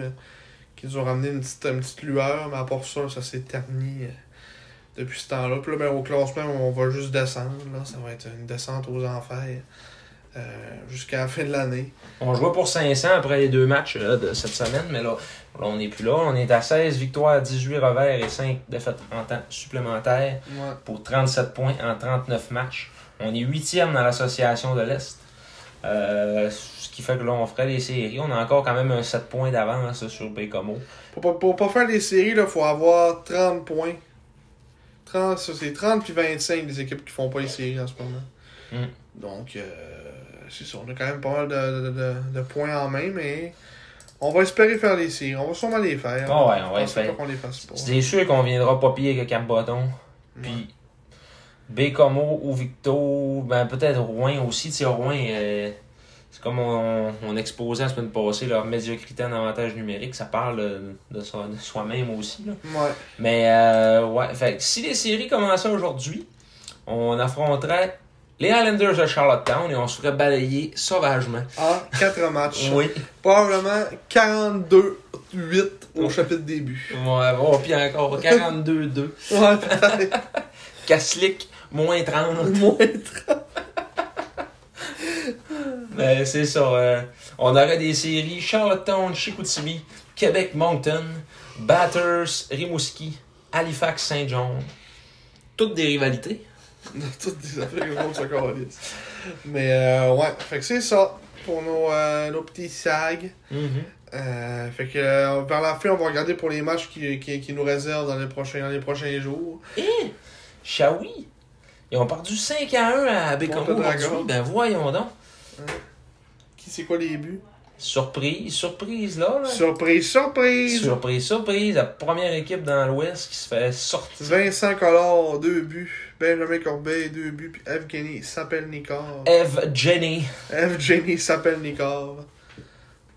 Intéressant. Un avantage numérique. 36-34 Bécomo, les shots. Ouais, faut que je check le résumé de ce match-là. Le petit enfant barbu, il va sûrement réussir à faire part de ce club-là encore. Ouais. Ben, il y a bien des meilleurs clubs que les Cataractes, là, fait que... Ouais, mais tu sais comment est-ce que c'est fait avec le format des séries, là? Les 4 meilleurs clubs de la Ligue, ils vont s'affronter en deuxième ronde, là, tu sais, ça va être ça, là. C'est sûr que Charlottetown, Québec, Bathurst, puis Saint-John, ça va être là en deuxième ronde, puis ils vont jouer contre, là. Ouais. Fait que dans le corridor, tu vas avoir 2 clubs par rapport, puis 2 bons clubs. C'est ça, la vérité, là. Parce que dans l'Ouest, il n'y en a pas un qui a vraiment acheté en malade, dire on est all-in. Peut-être un petit peu plus Shawinigan, mais encore, tu sais. On va peut-être se rendre en demi-finale, en finale. Ouais. Parce que c'est ça, il va sûrement avoir un club de l'Ouest en finale. Ouais. Mais Sherbrooke, il pourrait surprendre encore. Ils sont tellement bons, ces calices-là. Je sais pas pourquoi, là, mais... Ouais, on verra bien. Ouais. On va faire la billet. Bon, on va juste qu'on est rendu. Et Simon qui est fatigué ici. Oh oui. Du vieux, moi, là. Non, ça n'a pas d'allure. Le point numéro 3 de ce podcast, c'est l'entrevue avec Maxime Boisclair qui a été faite sur le site de la LHJMQ. Oui, dans le cadre du mois de l'histoire des Noirs. Mm-hmm. Une belle petite entrevue avec Maxime qui parlait de son passage à Chicoutimi, justement, qui considérait justement Chicoutimi comme sa deuxième ville encore, deuxième maison. Tu dis qu'il vient pendant tout aux années. Ouais, il vient une couple de fois par année encore dans la région. Puis c'est ça. Je sais pas comme si comme Antoine Roussel que sa blonde vient d'ici, je sais pas. Oh, ça, l'histoire le dit pas par contre. Là. Ben, Maxime Boisclair qui est entraîneur maintenant. Oh, papa, notre chronique. Là. Oh! T'es en train de tout perdre, moi, là. Wow! Maxime Boisclair qui est maintenant entraîneur d'un niveau... d'un niveau d'ol. D'un niveau médiocre. Ben non, c'est pas médiocre. Je pense que c'est... Ben, moi, je l'avais vu comme entraîneur adjoint au Midget 3 v'là quelques années quand je faisais le tournoi... ouais, là, c'est Team Staff. Le cégep de l'Abitibi-Témiscamingue. Ouais, entraîneur-chef du cégep de l'Abitibi-Témiscamingue. Mais c'est ça, il était entraîneur adjoint avec le collège Charlemagne, les riverains du collège Charlemagne. Midget 3. Moi, je l'avais vu là, à Abbey, là, au Challenge. Challenge, ouais, Midget 3. Puis c'est ça. Maxime Boisclair, qui c'est une légende vivante des Saguenay-Chicoutimi, là, dont on parle très peu là, aujourd'hui. Ouais. Mais que, comme on disait la semaine passée, des statistiques exceptionnelles. 70 buts en 70 matchs. On n'en verra pas ça même petit bout. Non, c'est ça. Tu sais, puis même avec les Castors de Sherbrooke, il y avait eu des bons flashs. Là. Puis c'était un choix de première ronde, 9e au total des Castors de Sherbrooke en 2001.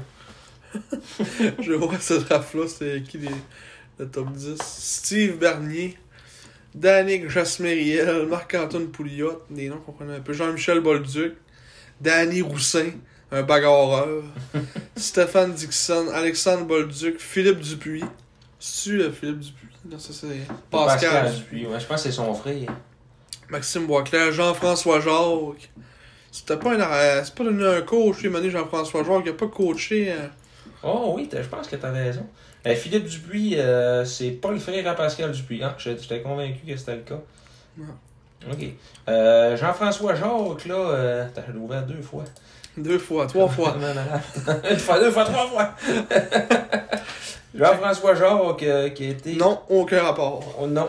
Aucun rapport. Là, il est rendu assistant coach dans le collège de l'Assomption, moins 15, division 2. Il a joué avec les Oilers Edmonton. Ah, c'est pour ça qu'on connaît ça. Ouais. Son petit nom nous aide quoi? Charles Fontaine, Jeff Oh, McCauley. Bruno Gervais. Les Saguenay avaient repêché un certain Nicolas Marcotte cette année-là en première ronde. Immédiatement après, Corey Crawford. Oh! Putain, on a tout qu'un draft cette année-là. Oui. Un gros draft. Maxime Lapierre en 2e ronde. Jean-Claude Milo, il a joué avec les Serres, lui. T'en rappelles pas Jean-Claude Milo? Non! J'avais 4 ans, ce draft-là, tabarnak. Ah, tu serais supposé t'en rappeler, gars. J'ai aucun souvenir. Il y avait la grosse année, là, il avait été le chercher au fait. 19 points à 35. Jean-Claude. Claude, c'est encore pire. Jean-Claude Milo, Josh Hennessy, capitaine des remparts, Ouais. dont on a beaucoup trop parlé en deux podcasts. Ouais. Simon Daou, goaler. Goaler. Simon Goaler. Je me rappelle pas de lui, pas à tout. Bon. Mais enfin, bref. C'est cela. C'est cela pour Maxime Boisclair qui aura complété une carrière Ligue de hockey junior majeur du Québec de 343 points en 334 matchs, dont 173 buts. 534 minutes de finition. Oui. Cool. Puis 47 points en 48 matchs en séries éliminatoires. Un joueur d'impact. Oui, c'est quoi de le dire. Et puis, c'est ça, il parlait qu'il y avait eu certains calls racistes dans sa carrière oui, de hockey, comme n'importe qui, je pense. Puis c'était un peu déplorable qu'en 2022, on voit encore ça. Mais il y a des grosses amendes, des grosses sanctions qui sont données à ces joueurs-là là, qui osent faire ça. Là. Ouais. Des 30 matchs de suspension, puis c'est correct. Écoute, à un moment donné, il faut passer à autre chose. Ouais. Moi, je pense que la prochaine étape dans notre cheminement comme société, ça va être que la couleur de peau puis l'orientation sexuelle, ça c'est des choses dont on se calisse. Tu sais, c'est que on en parle même pas, au pire, c'est pas grave. Là. Ouais, ça va arriver à un moment donné. Comme là, il en parle pour que justement ça devienne plus un sujet normal, on va dire, comme dans les discussions. Parce qu'il faut en parler pour que ça devienne comme normalisé. Là. Ouais. Puis une fois que ce processus-là va être fait, ben c'est d'après moi, on risque d'arriver, comme tu dis, à un certain point de qu'on soit tous égaux, comme on dit. Ben oui, que tout le monde ait les mêmes chances. Ouais, parce que tu sais, c'est tellement facile de faire d'insulter quelqu'un pour ça, tu sais. Ouais. Parce que t'as pas grand chose à dire. Là. Non, vraiment pas. Mais ça c'est notre point Social Justice Warrior du podcast. Oui. On prône l'égalité. L'égalité. Les Oui. SAG, on avait parlé hors d'onde, mais dedans, Dedans, depuis l'époque Maxime Boisclair, 2003 à 2006, il y avait eu quelques joueurs de couleur noire qui avaient joué avec les Saguenayens. Donc on avait fait une petite liste rapide, un peu comme ça. il y avait eu comment il s'appelle, le défenseur là. Mon préféré, Drew Paris. Drew Paris. Dont t'avais aucun souvenir, mais que c'était tout un défenseur. Drew Une Paris. des plus belles acquisitions de Richard Martel comme DG. Ouais. Après ça, j'ai son nom sur le bout de la langue. Brian Lovell. Ouais, Brian Lovell. Le père. Le Le père Brian. Ouais, là on a Christopher Ennis, quand on va l'avoir juste eu une demi-saison. Puis après ça, il n'a quasiment pas eu Christopher Gibson. Gibson, si on veut, là. Il était foncé un peu, là. Mais, ouais. Sinon, en tant que tel. Il n'a pas eu beaucoup. On n'a pas eu tant que ça, ouais. Mais, écoute, c'est ça. Aimons-nous les uns les autres. Je pense qu'aujourd'hui, c'est plus important que jamais. Oui, nous, on vous aime. Oui. Nous, on vous aime. On vous aime. Moi, c'est quelque chose que un moment donné, j'écoutais des entrevues de Pierre Falardeau.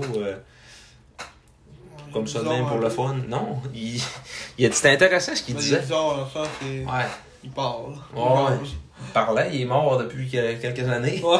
Mais il disait que. Il dit, parce qu'il y a un moment donné, il y avait un journaliste qui avait demandé à cause qu'il disait vous êtes pro-québécois, c'est pas un peu raciste? Puis il avait dit comment ça raciste? Ça n'a pas rapport. Il dit que tout ça est noir, rouge, jaune, mauve avec des petits points bleus. Il dit ça change rien. Là. Il dit si t'es avec moi, t'es mon frère, peu importe. Ouais. Si t'es pour la même cause, t'es mon frère. Si t'es pour la même cause, vous voulez devenir raciste. Non, je pense pas. C'est... S'ils sont pas de son bord et là, il devient raciste. Mais je trouvais qu'il y avait de quoi de beau là-dedans. Oh oui, c'est un beau message. Oui, c'est un très beau message. Bon. Prochain point? Oui, on embarque dans nos chroniques classiques. Oui, radotage. Nos chroniques radotage. On remonte un petit peu plus loin pour le Has-Been That Never Was, ou plutôt on redescend un petit peu plus près, hein, si on veut y aller comme ça. John Nota, qui a 4 pages, mesdames, messieurs, devant l'écran de Simon. C'est toi. Tu t'es mis des affaires. Hein. Ah oui, John Nota, gardien de but californien, qui est arrivé en janvier 2009 avec les Saguenay-Chicoutimi comme deuxième gardien pour faire la job de second à François Lévesque, parce que Sean Colton, qui avait été le gardien de but substitut de Lévesque en début de saison, faisait pas le travail nécessairement. Richard Martel avait trouvé cette opportunité-là avec cet immense gardien de but. Là-dessus, on dit 6 pieds 6, 243 livres. Et sur l'article du quotidien, on parlait plutôt de 6 pieds 7, 244 livres. Il avait pris un pouce. Ouais. C'est un ours, là. Il a la shape à Robin Leonard. Ouais, c'est genre. Mais pas de talent, là. Non, non. Donc, John Nota, qui est arrivé en janvier 2009. Benny. Il avait dit que c'était la première fois. Il n'avait jamais joué pour une aussi bonne équipe, une aussi bonne organisation et un aussi bon groupe d'entraîneurs. Signale celui qui a passé la majorité de ses 18 ans en Floride. Parce que ça, en 2009, il y avait 18 ans. En 2008-2009. J'apprends de nouvelles choses chaque jour. J'ai la certitude de m'être beaucoup amélioré depuis mon arrivée. C'est la première fois que j'ai la chance de travailler avec un entraîneur des gardiens et de faire partie d'une équipe où les joueurs ont droit à des entraînements hors glace. C'est pas rien, quand même. Tu sais, quand tu pars du Junior A en Ontario, c'est pas le même niveau de sérieux que la LHJMQ. Là. Puis il disait que là-bas, les équipes se contentent souvent de lancer la rondelle dans le fond de la zone adverse et d'essayer de la reprendre. Le jeu défensif n'est pas très bon. Ouais, expliquant, entre autres, ses statistiques de 3,85 de moyenne et 892. Avec les Sags, ça n'a pas été plus formeux. Hein. Non, avec les Sags, à son premier match, à son premier départ, on parle du 11 janvier 2009 face aux Mooseheads de Halifax. Il aura été devant le filet pendant 5 minutes 54. Accordé 2 buts en 3 lancés. Une moyenne de 20,34 dans ce match-là. Un taux d'efficacité de 33%. Donc là, il a cédé sa place à Lévesque. Ça a été son dernier match en janvier. Ouais, carrément. 11 là, pour jouer après. Il a rejoué après ça. Il est venu en relève à Lévesque le 4 février 2009 à Cap-Breton. Mm-hmm. Ça a été son dernier match à Chicoutimi en passant. Là. Son premier et son dernier match à Chicoutimi. Il a joué une fois plus fort à Chicoutimi. Ouais. Il a rejoué après ça à Moncton le 7. Il a joué le match au complet. Une défaite. Il a donné 5 buts en sur 32 lancés.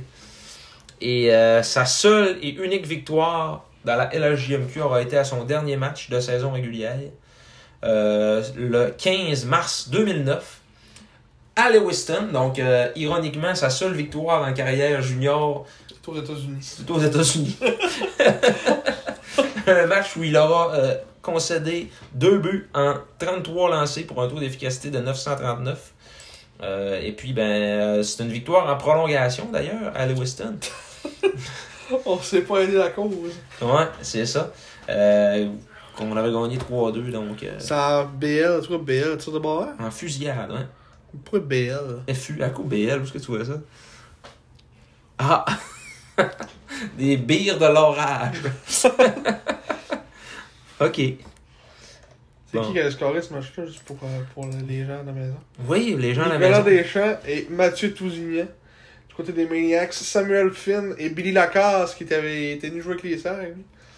Ouais, Billy Lacasse, ça c'est avant qu'il vienne à Chicoutimi. Oui. Ouais, c'est ça. Il avait fini sa carrière à Chicoutimi. Ouais. D'ordinaire C'est bien un peu. On se souvient de ça. Peter Delmas, qui avait été le premier étoile du match. Peter Dallas. Tu te rappelles de lui? Non. Il a joué dans la Ligue nationale un peu. Lui, je pense qu'il avait été repêché par Colorado. Ah. Mais il était dans le système du Canadien, je pense. Aucun souvenir. Peter Dallas. Peter Delmas. C'est ça. Donc, John Nota, ça a été sa seule victoire, malheureusement. Malheureusement ou heureusement. Ah, puis c'était Sean Colton qui le secondait, fait que l'évêque était même pas là. Hein. Ah. On dit, mon homme, t'es mon numéro 1 à soir. Ah, tu es tout perdu. Mais là, tu veux voir quoi? Je voulais continuer à checker ses statistiques à John Nota pour continuer à en parler, parce qu'il faut en parler. Mais là, faut pas en parler que ça non plus. Là. Faut pas 3 heures sur John Nota. Là. Bon. Il a joué 4 games avec les Sags. Là. C'est quoi que tu veux voir? Je veux je veux son profil sur le site de la Ligue. Mais pourquoi tu veux ça? Mais parce que... C'est quoi que tu veux voir? Bon, je l'ai ici. Parce qu'il avait joué aussi un match en série où il avait donné 3 buts en une période. 3 buts sur 11 lancés. Ouais, Ah, en pas une bon, période. Fait que ça a été ça. Calice. En 2009, on s'en avait perdu contre qui? Et tu te rappelles plus de ça, hein? Aucune chance. Aucune chance. Moi non plus, je me rappelle Ça, plus. Pas en tout. Ah, contre Rimouski. Non. Puis l'année d'après, il avait été réinvité au camp, mais il avait pas fait l'équipe. Non, c'est 2005-2006, quoi. Ah, Crosby, même pas. Il a fini en 2005. C'est 2003, 2004, 2005. 2004-2005. Ah. Ouais. Mais il avait même pas fait l'équipe. Après ça, l'année d'après, c'était Robin Gus puis Christopher Gibson. Finalement, John Nota, qui l'année suivante s'est aligné avec les Lumber Kings de Pembroke dans la CJHL, où il aura maintenu une moyenne de 3,25 et un taux d'efficacité de 904 en 9 matchs. Finalement, il aura joué dans la EJHL, toutes des ligues qu'on connaît pas, hein, finalement, avec les Hitmen du New Jersey. Une moyenne de 1,67 et un taux d'efficacité de 937. Une bonne séance à Lyon, moi. Ouais, ça a bien de l'allure, ça. La EJHL. C'est excellent comme stat. Oui, c'est très très bon. Peut-être même le meilleur rouleur de la ligue. Ouais. Si je ne m'abuse. C'est quoi le nom de cette ligue-là? C'est la... Ah, juste que c'est marqué là. Tu cliques sur League Information and Facts. Ah oui. La Eastern Junior Hockey League. Puis c'était aux States, puis au Ouais, Canada. dans l'Est, Mhm. les États-Unis. Mais il y avait des clubs au Canada aussi. Ah bon? Ah bon? Donc, c'est cela. Choix de 17e ronde, 200e au total en 2008 du Steel de Chicago. USHL. Ouais. Il aura jamais réussi à jouer là. Ouais. Donc, salutations à John Nota. Ouais. Si Salut. vous vous en rappeliez plus, vous en rappellerez plus demain non C'est plus. ça. C'est un vrai de vrai has-been that never, ever, ever was. Ouais. Il a même pas été bin. Non, Il mais est juste never was. c'est ça.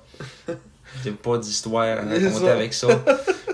Il a jamais existé tant que ça. C'était juste un mirage. Un mirage, ouais. Bon. La chronique maintenant. À Yous qui est rendu lui. Ta-ra-ta-ra-ta, ta-ta. Tata. Aujourd'hui, en l'honneur des conflits sur la planète en l'honneur des conflits en Ukraine. On ne parlait que seulement des joueurs russes qui ont évolué avec les SAG. En commençant premièrement avec Viktor Baldaev. Mais time out. On aurait bien aimé ça parler des joueurs ukrainiens, mais on en a déjà parlé parce qu'il y a un joueur ukrainien dans l'histoire des C'était SAG. à qui ça on a parlé? C'était Oleksiy Lazarenko. Oui. Ça a été le seul, puis il n'y en a pas d'autres. Fait que, tu sais, là, on aurait pu faire un use qui est rendu Il fallait comprendre les méchants. Ouais, mais il a fallu comprendre les méchants. Ben, les joueurs russes, les méchants, tu sais. C'est pas de la faute à Viktor Baldaev. On en parlait tantôt, justement, qu'on trouvait ça plate, justement, pour les Russes, un peu, tu sais, en termes, mettons, sport, là, tu sais, qu'ils se font couper, mettons, des compétitions, tout ça, tu sais. C'est plate pour les jeunes, là, tu sais, c'est pas leur faute. Ils ont rien fait, là. Puis ils subissent les conséquences de tout ça, tu sais. Je comprends que c'est comme un geste mondial de se dire, on boycotte, mais là, maintenant, je peux comprendre économiquement, politiquement, tout ça, mais là, maintenant, quand c'est rendu dans un sport, puis qu'on brise des vies de des jeunes qui ont absolument rien fait, tu sais, puis Poutine, il s'en calisse, là, que les ligues se fassent shutdown, c'est le dernier de ses soucis, là. C'est ça. Fait que, il s'en calisse un peu, tu sais, il arrêtera pas de faire ce qu'il fait parce que la KHL, les équipes s'enlèvent de la KHL, là. Il s'en calisse bien, là.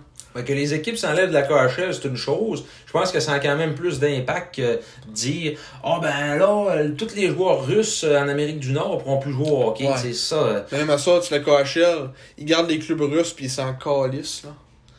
Ouais. Il y a pas mal plus de clubs qui sont en Russie dans la KHL quand. Tu sais, il n'y en a pas tant en dehors, là. Mais je suis d'accord, mais sauf que c'est quand même. Ça a quand même plus d'impact que ça, là, tu sais, comme ce que Dominique Hachek a c'était proposé, là, Dominique Hachek, moi, c'est mon gardien de but préféré. Là, je trouve que c'est le meilleur de l'histoire du hockey. Mais des déclarations comme il a fait hier, je trouve que ça n'a pas de rapport là, à un moment donné. Ouais. C'est fermé d'esprit, je trouve. C'est justement ça. Puis le fait que Ovechkin, c'est un peu heureux. Puis c'est sûr, tabarnache, toute sa famille est là-bas. Il peut bien avoir peu pour lui. Il sait bien que si il dit de quoi, ils vont disparaître, là, tu sais. Là, ouais. Il sait ce qu'ils sont capables de faire, ce gouvernement-là. Là. Ah non. Puis moi, ce que je trouve qu'il n'y a pas de bon sens, c'est qu'il l'ait forcé à faire un statement, genre. Ouais. Tu sais, je comprends qu'il y avait des photos, mettons, avec Poutine, pis tout, là. Pis qu'il avait été connu, mettons, pour être, je sais pas, en bon terme avec, on va dire. Mais, Chris, à un moment donné, tu sais, c'est. Là. Ce qui est en dehors du hockey, là, tu sais, laisser faire ça, là. Il a dit qu'il faisait pas de politique, mais qu'il y avait, pour son dire, que la guerre. Peu importe les pays, peu importe quoi, ça avait pas lieu d'être. Mais ça servait à rien qu'il fasse ça pareil. C'était inutile. Non, mais c'était beau pareil. C'était juste ça qu'elle allait dire pareil. Ouais, mais. Je voulais juste qu'il dise. Il allait pas dire moi je trouve que Poutine c'est un bon gars. Il allait pas dire ça. Non, c'est sûr, mais tu sais, il y avait pas lieu de s'indigner sur ce qu'il avait dit, là, pas en doute. Là. Ah non, moi je m'indigne pas sur ce qu'il a dit. Je m'indigne sur le fait qu'il a fallu qu'il parle. Ouais. Ça n'a pas de bon sens. Ça sert à rien. C'est inutile. Ouais. Tu sais, ils ont pas demandé à Télé Panarin de parler aux médias, là. Ben, c'est parce qu'on s'en fout d'eux autres. Ovechkin, c'est le meilleur joueur. Ouais, mais on s'en fout pareil qu'il parle des conflits en Ukraine. Ah c'est pas de ses affaires. Hein. C'est sûr. En tout cas. Bout de politique, là, mais. On va espérer que ça change pour le mieux, là. Qu'on n'ait pas une conscription, il faut qu'on arrête le podcast pour aller à la guerre. Voilà. Qu'on fasse un 18-60 ans au Canada pour qu'on n'ait pas le choix d'aller à la guerre. Mais moi, j'irai pas, je suis correct. Ah. Handicapé. Ouais. Bon, pour les fois, ça va me servir à quelque chose. En tout cas. On va me faire de quoi? Me péter la tête quelque part. me rendre invalide. Mais bon, fait que là c'est ça, nos trois joueurs russes cette semaine, en soit les joueurs des SAG, on commence comme je l'ai dit avec Viktor Baldaev, qui après son passage avec les SAG, court passage en 2014-2015 de 31 matchs, 10 points en 31 matchs. Après ça, il est parti directement jouer en KHL et depuis ce temps-là, il roule sa bosse en KHL et quelques fois en allant dans la VHL, qui est la deuxième ligue en Russie. Maintenant, il joue pour le Amour Khabarovsk en Russie. Aucun point en 5 matchs. Il avait commencé la saison avec le HK Sochi. 3 points en 23 matchs. Donc un défenseur établi aujourd'hui, Victor Baldayev, en KHL. C'est un 26 ans, quand même encore. C'est quand même un jeune défenseur, on va dire. Un gros bonhomme, 6 pieds 3, 200 de livres. Puis il était bon, lui. Il était bon avec la POC. Mais sauf que il jouait en KHL avant de venir à Chicoutimi. Lui, avant ça, il était avec les Huskies de Rouyn-Noranda. Puis il avait switché en KHL. 4 games. Ouais, mais tu sais, quand même, en MHL aussi. Ça, la MHL, ça, c'est la ligue mineure en Russie. Ouais, c'est ça. Fait que c'est équivalent, même moins bon que la ligue junior majeure. Mais tu sais, pareil, il était là. Puis Yannick Jean, il a comme mis Liamkin dehors. Puis il a dit, ouais, tu pourrais-tu venir? Bienvenue. Ouais, c'est beau. Puis c'est ça. Puis là, mais aujourd'hui, c'est ça. Il roule sa bosse en KHL. 26 ans. À NHL, il vient juste de passer que il peut plus évoluer. Puis que là, il est comme à exact de son potentiel. Mm-hmm. Fait que là, il est à potentiel exact KHL. Deuxième paire, j'imagine. Peut-être troisième paire, je sais pas. Avec ses stats, j'imagine que c'est un deuxième paire. Peut-être trois, là, mais en tout cas. C'est assez embêtant, on n'a jamais regardé le match. C'est pour Victor Baldayev. Justement, un autre que tu viens de nommer, il s'est fait renvoyer à la maison, Nikita Liamkin. Après s'être brisé la main. Ouais. Elle a un placard, je pense. Elle s'est fait plaquer, puis la main était comme poignée dans la bande. Ouais. Lui a joué 2 saisons avec les Serres en 2013-2014, 12 points en 65 matchs, 0 points en 4 matchs en série.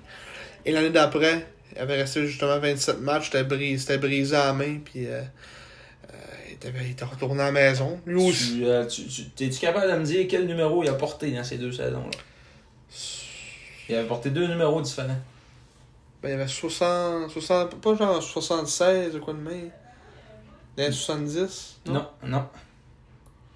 67? Dans les 60? Non. Je sais pas de bon. Son premier numéro en 2013-2014, c'était le 28. Puis son deuxième, c'était le 96. Ah, je savais qu'il y avait un 6. Ah, ok, c'est ça. 76? 60, ouais. Puis là, dans les 60, je savais qu'il y avait un 6 dans son affaire. 96. C'est un 69 viré en envers. Puis ben c'est ça, cette année-là, il a pas joué au hockey. Après ça, il est retourné en KHL à la maison. Puis lui aussi, il s'est établi comme un défenseur, j'imagine, de 2-3e paire en KHL. Maintenant, il joue avec le Akbars Kazan en Russie. 4 passes en 37 matchs cette saison. Puis c'est pas mal ça. Pour un ancien choix des SAG, c'est en première ronde, 21e au total au choix, au repêchage européen. Un grand défenseur aussi de 6 pieds 4. Là, il est rendu à 6 pieds 5, à ce temps. 6 pieds 5, 215 livres. Mais non, il est plus jeune que Baldayev d'1 an. Puis là, il porte encore. Ben, il y a 26 aussi, Baldayev. Mais... Ouais, mais pour lui, il était en février. Là. Ouais. Mais c'est un 96, Baldayev, c'est un 95. Puis non. il y avait. Ouais, lui, il est né à Barnaul en Russie. C'est un des rares qui n'est pas né à Moscou. Ouais. Ils sont tous nés à Moscou d'habitude. Il me semble que Baldayev n'était pas né à Moscou. Non, peut-être. En tout cas. C'est ça pour Nikita Liamkin. Et finalement, le dernier, un flop monumental. Lui non plus qui n'est pas né à Moscou. Donc, il est né à Tchekhov. Il n'y a rien qui a vu ce que je viens de dire. Qui est né à Tchekhov en Russie. German Ropsov. Qui maintenant, lui, joue dans la Ligue américaine. Qui avait joué en 2016-2017 et en 2017-2018 avec les SAG. Qui avait été plus qu'un point par match avec les SAG dans son passage. 33 points en 27 matchs avec les SAG. Mais il y a eu un German avant sa blessure, puis un German après. C'était plus pareil. Ouais. Mais tu sais, il avait quand même commencé l'année dans cette saison-là dans la KHL aussi. Il avait retourné dans la ligue mineure Russie. Il faisait up and down, up and down, up and down. C'était ça. Là. Puis là, ben, les SAG l'ont rapatrié. Il est arrivé avec les SAG cette année-là. Après ça, l'année d'après, on l'avait échangé à Batters pour leur grosse année. Qui ont gagné justement la Coupe du Président. Ouais, puis la Coupe Memorial. Ouais. Contre Christophe Farmer. Oh, Léon vient de voir. Oui. En retour de Christophe Farmer, Vladimir Kuznetsov, puis un choix de 2, je crois. Ah. Quand même un bon trade. Ouais, si on parle que Farmer nous a apporté des bons services. On constate que lui, il a été là pour 1 an et demi, même pas 1 an, si on considère une demi-saison plus une demi-saison. Il était là 1 an, mettons. À Batters, il y a rien que fini cette saison-là. Après ça, il n'a même pas joué. Non, mais je parle avec les Ok, Sags. les Sags, ouais. Il était là une saison complète, mettons, on va dire. Ouais, 2 demi-saisons. Puis là, c'est ça, là, il a joué un peu dans la Ligue nationale, 4 matchs. Sinon, c'est la Ligue américaine. Puis l'année passée, il avait été prêté en KHL, il a fait 11 points en 46 matchs avec le HK Sochi. Puis là, cette année, ben, il joue avec les fantômes de Lehigh Valley. Les fantômes. Les fantômes, les Phantoms de Lehigh Valley. Le Québécois, les Flyers. 6 points en 34 matchs. Une saison misérable. On vous rappelle, un choix de première ronde, 22e au total par les Flyers.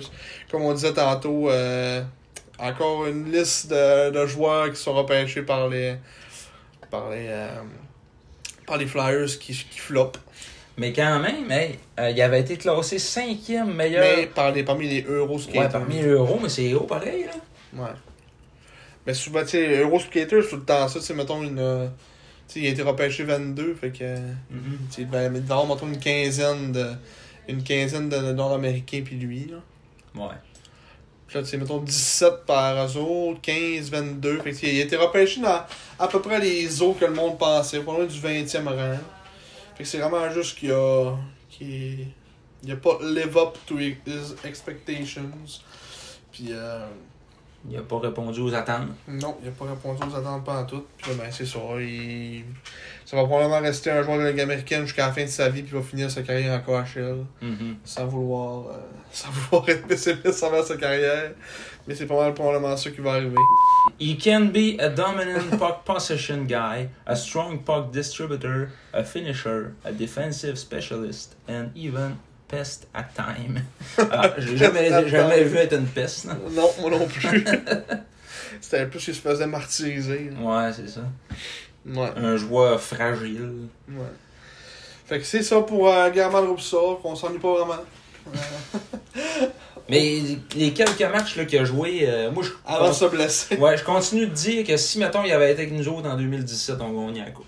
S'il avait été là dans les séries, là, tu sais, genre, on était à un German Rupsov de passer Saint-Jean, c'est garanti. C'est ça, avec là. Zucana pis tout, là. Ouais. Le trio, les Rupsov, Rattel, Roy, là, c'était terrible. Ça faisait tout ça à glace. Ils ont joué genre 8 games ensemble, puis Ça allait bien, fait 30 points, tu sais, ouais, c'est ça. C'est ça qui est triste un peu. Mais encore, on est pas chanceux dans nos affaires. Non. On est dans les pires années. Ouais, on va le dire encore, on est dans les pires années. On n'a aucun bon souvenir. Non, on n'a aucune belle année. Non. Ah, bon. Qu'est-ce qui s'en vient? Oh non! Éphéméride! Notre nouvelle, oublie pas notre nouvelle chronique. Eh oui! Éphéméride de suspension. L'éphéméride de suspension cette semaine qui... On se transporte en 2014-2015. Oui, le 27 février 2015, un certain Reggie Bois Oui. obtenait un match de suspension pour mise en échec par derrière. Oui. Après ça, Kurt Etchegary, des Remparts de Québec. C'est qui a fait là. Il avait fait un contact sévère avec le gardien des Screaming Eagles du Cap-Breton pour un match de suspension. On n'est pas allé voir les autres années. Il y a quasiment le goût de... Spencer Cobbold. Qu'est-ce qui se passe avec ta souris? La souris. La souris! La souris fait simple. La souris! Putain, la souris! Un mail. T'as un peu là. 3. Hey, 2. Ouais. Ah, là, le 20. Toutes les années qu'on check, il se passe rien le 27. Le 27, là, c'est à mort. À part Etchegary pis Bois. Bois. Bois. Oh! Le 27, les Huskies de Rouen-Noranda. Pour ne pas avoir respecté les règles pour la période d'échauffement, 500$ d'amende. Le 27 février 2019. Ouais. Et là, en 2019-2020, on va tout faire les années à chaque fois. Ouais. Oui. On pourrait faire des Ouais, années. c'est tellement intéressant cette chronique-là. J'aime T'es ça. rendu au mois d'août, mon gars. Ouais. Ah, rien le 27. Non, t'es pas assez haut. Ah. Ah, c'était bien tranquille, cette année-là. Ouais. C'est bon, ça non, mais pas. C'est l'année du COVID, non? 2019-2020. Ouais, c'est ça. Le COVID. Ah. Il n'y aura pas d'autres. Oui, ils sont là, là. Non, mais j'ai fait. T'as tout formé? Ah, oui. J'ai tout fermé. Alors, Simon qui vient de mettre un terme à cette chronique. Oui, on ferme les livres. Bon, qu'est-ce qui s'en vient, mon cher Marc? Ben, si on regarde la cédule des Saguenayens de Chicoutimi, Bon. oui, on est rendu au mois de juin, le 2 mars. Le 2. Le 2. On Donc, parle de mercredi, mercredi jeudi. soir. On sera de retour au centre Georges Vézina pour recevoir la visite de Cette l'Armada rencontre dans la Ligue de hockey et junior Junior du Québec, présentée par les brasseries Molson, brasseurs de la bière Molson X. 3, le 2 mars. Oui, Le gars, ça fait 100 fois qu'il le dit. Donc, contre Boisbriand, on va espérer un meilleur match qu'aujourd'hui. oui, un back-to-back. Un back-to-back. On est dans la dose. C'est carrément pas ça que je voulais avoir. Pas des billets Billets, non plus. J'en veux pas de billets. J'en ai déjà. Si on fait le petit avant-match, face à face cette saison, on est une victoire, une défaite contre l'Armada. Oui. Puis c'est ça. Sinon, C'est ça. en tant que tel, ouais, on va juste espérer un meilleur match qu'aujourd'hui. Là, contre les remparts. Ouais, le lendemain, au centre Georges Vézina. Oh, faut oublier, pas oublier de le dire, mercredi, c'est la fête de Sago. Oui, c'est très important. Oui, c'est très important de le dire. Bonne fête, Sago. Bonne fête, Sago. Contre Captain Scoring. Captain Scoring, On est- jeudi. On est 0-3 contre les remparts cette année. On va sûrement être 0-5 après la prochaine semaine. Oui. Mais oui, on joue donc contre les remparts au centre Georges Vézina jeudi. Et après ça, on fait un petit back-to-back contre Québec 2 jours plus tard. Donc le 5. Hey, on y va-tu? Le samedi. Ah non, c'est pas vrai, je serai pas là, mettre dans le bois. Samedi le 5 mars au Colisée Club Quad. Pepsi. Au Colisée Pepsi de Québec. Vous connaissez Pepsi? Oui, c'est là qu'ils jouent. Ça. Fun fact, j'ai assisté au dernier match du Colisée Pepsi. Je Oui. le savais déjà. Je le savais. Et je voulais le dire pour les gens du podcast. C'était la finale de la Coupe Memorial en 2015, opposant le Rocket de Kelowna au Général d'Oshawa. Un certain Leon Draisaitl contre un certain Michael McCarron et Michael Dalcole. Et lui qui avait scoré les 2 buts dans ce match-là de Oshawa, le but en temps réglementaire et le but en prolongation, c'était un certain Anthony Cirelli qui est maintenant avec les qui a maintenant 2 coupes Stanley avec le Lightning. Ah oui. Anthony Cirelli. Fait que c'est ça, fun fact de la soirée. D'alcool. Michael Dalcole. D'alcool, il était bon. Lui, je l'avais à NHL 2015 avec Il les était Panthers. supposé être bon. Ouais. C'est Ça a comme Roupsov, il devait être bon à NHL, mais Ouais. il a floppé. Lui, il avait été repêché dans le call en première ronde par les Islanders de New York. Puis il a jamais percé. Je sais pas ce qu'il est devenu. Il doit être comme Roupsov, un joueur de Ligue américaine. Michael. Michael Pellerin. Cole. Dans le cours. Il était tout rendu dans le cours. Dans le garage. Ouais. Il était tout le temps rendu dans le garage. Ah, il est dans la Ligue américaine. Il a joué un match cette année avec les Islanders. Fait qu'il joue un peu, là. En 2019, il a joué quasiment la saison complète. Mais c'est ça, il se promène dans la Ligue américaine, Ligue nationale. Il fait le train. Il fait le petit train. Le petit train qui va loin. Et oui. Mais c'est un choix de première ronde, 5e au total. Ouais, 5e en fait. Hi. Ça fait mal. Oui. Ça fait très mal. Après ça, ben on va... écoute, C'est ça? le 8. Hein? On va jouer le On 8 est rendu aussi. loin, là. Mardi. Oui. Mardi la semaine prochaine contre l'Océanique de Rimouski. Oui. À Rimouski. Oui. Oui. Puis après ça, ben là dans le fond, là, ça va être une séquence de matchs sur la route parce qu'après ça, on part en voyage des maritimes. Ouais, puis on n'aura pas autant de jours avant le 18 mars. Ouais. Donc à Rimouski, à Cap-Breton et à Halifax et à Et Charlottetown. Et à où? Et à. Et à. T'es curieux de faire rire de moi, arrête ça. On va jouer, c'est ça. On C'est ça. C'est tout Ça ressemble à ça. Ça ressemble à ça. Fait que c'est ça tout le monde. Comme d'habitude, merci de nous avoir écoutés. Comme on a dit au début, merci aux personnes qui vont nous avoir écouté cet épisode-là sur Spotify, Apple Podcasts. Comme on dit, abonnez-vous. Je sais pas ce que ça veut dire sur ces plateformes-là. Je suis pas abonné à des podcasts, mettons sur Spotify et Apple Podcasts, c'est que je sais pas. J'imagine que tu peux t'abonner, faire suivre, puis tu reçois les notifications des affaires comme sur YouTube, mettons. Ouais. Puis c'est ça, on va encore continuer de les mettre sur YouTube. Fait que ceux qui l'écoutaient sur YouTube, stressez-vous pas, ça va être encore là. Si vous pouvez vous abonner sur YouTube, c'est encore mieux. Oui! Abonnez-vous sur YouTube aussi. Parce que on a regardé pour peut-être mettre un petit peu de pub. C'est impossible. C'est impossible parce que. On s'en rendra pas à 1000. Ouais. Même le Star du Junior, il doit même pas avoir 1000 abonnés. On se rendra jamais à ça. Puis, moi, je m'en fous. Là. Je fais pas ça pour avoir des petites pubs. Là. Ouais, c'est sûr. On fait ça pour le fun. Là. On s'en fout de faire de l'argent avec ça. Ouais. Comme on l'a dit au début, on n'a pas fait ça pour faire de l'argent. Tu es d'accord avec ça? Ouais, oui. Tu es d'accord avec ça? Ouais, oui, mais tu sais, on crache pas quand même. Là. On crache pas sur l'eau monde. Non. C'est ça l'expression? Je sais pas. C'est pas une autre expression douteuse pour finir ce podcast. Donc, merci à tous de nous avoir écoutés. On se retrouve dans un prochain podcast.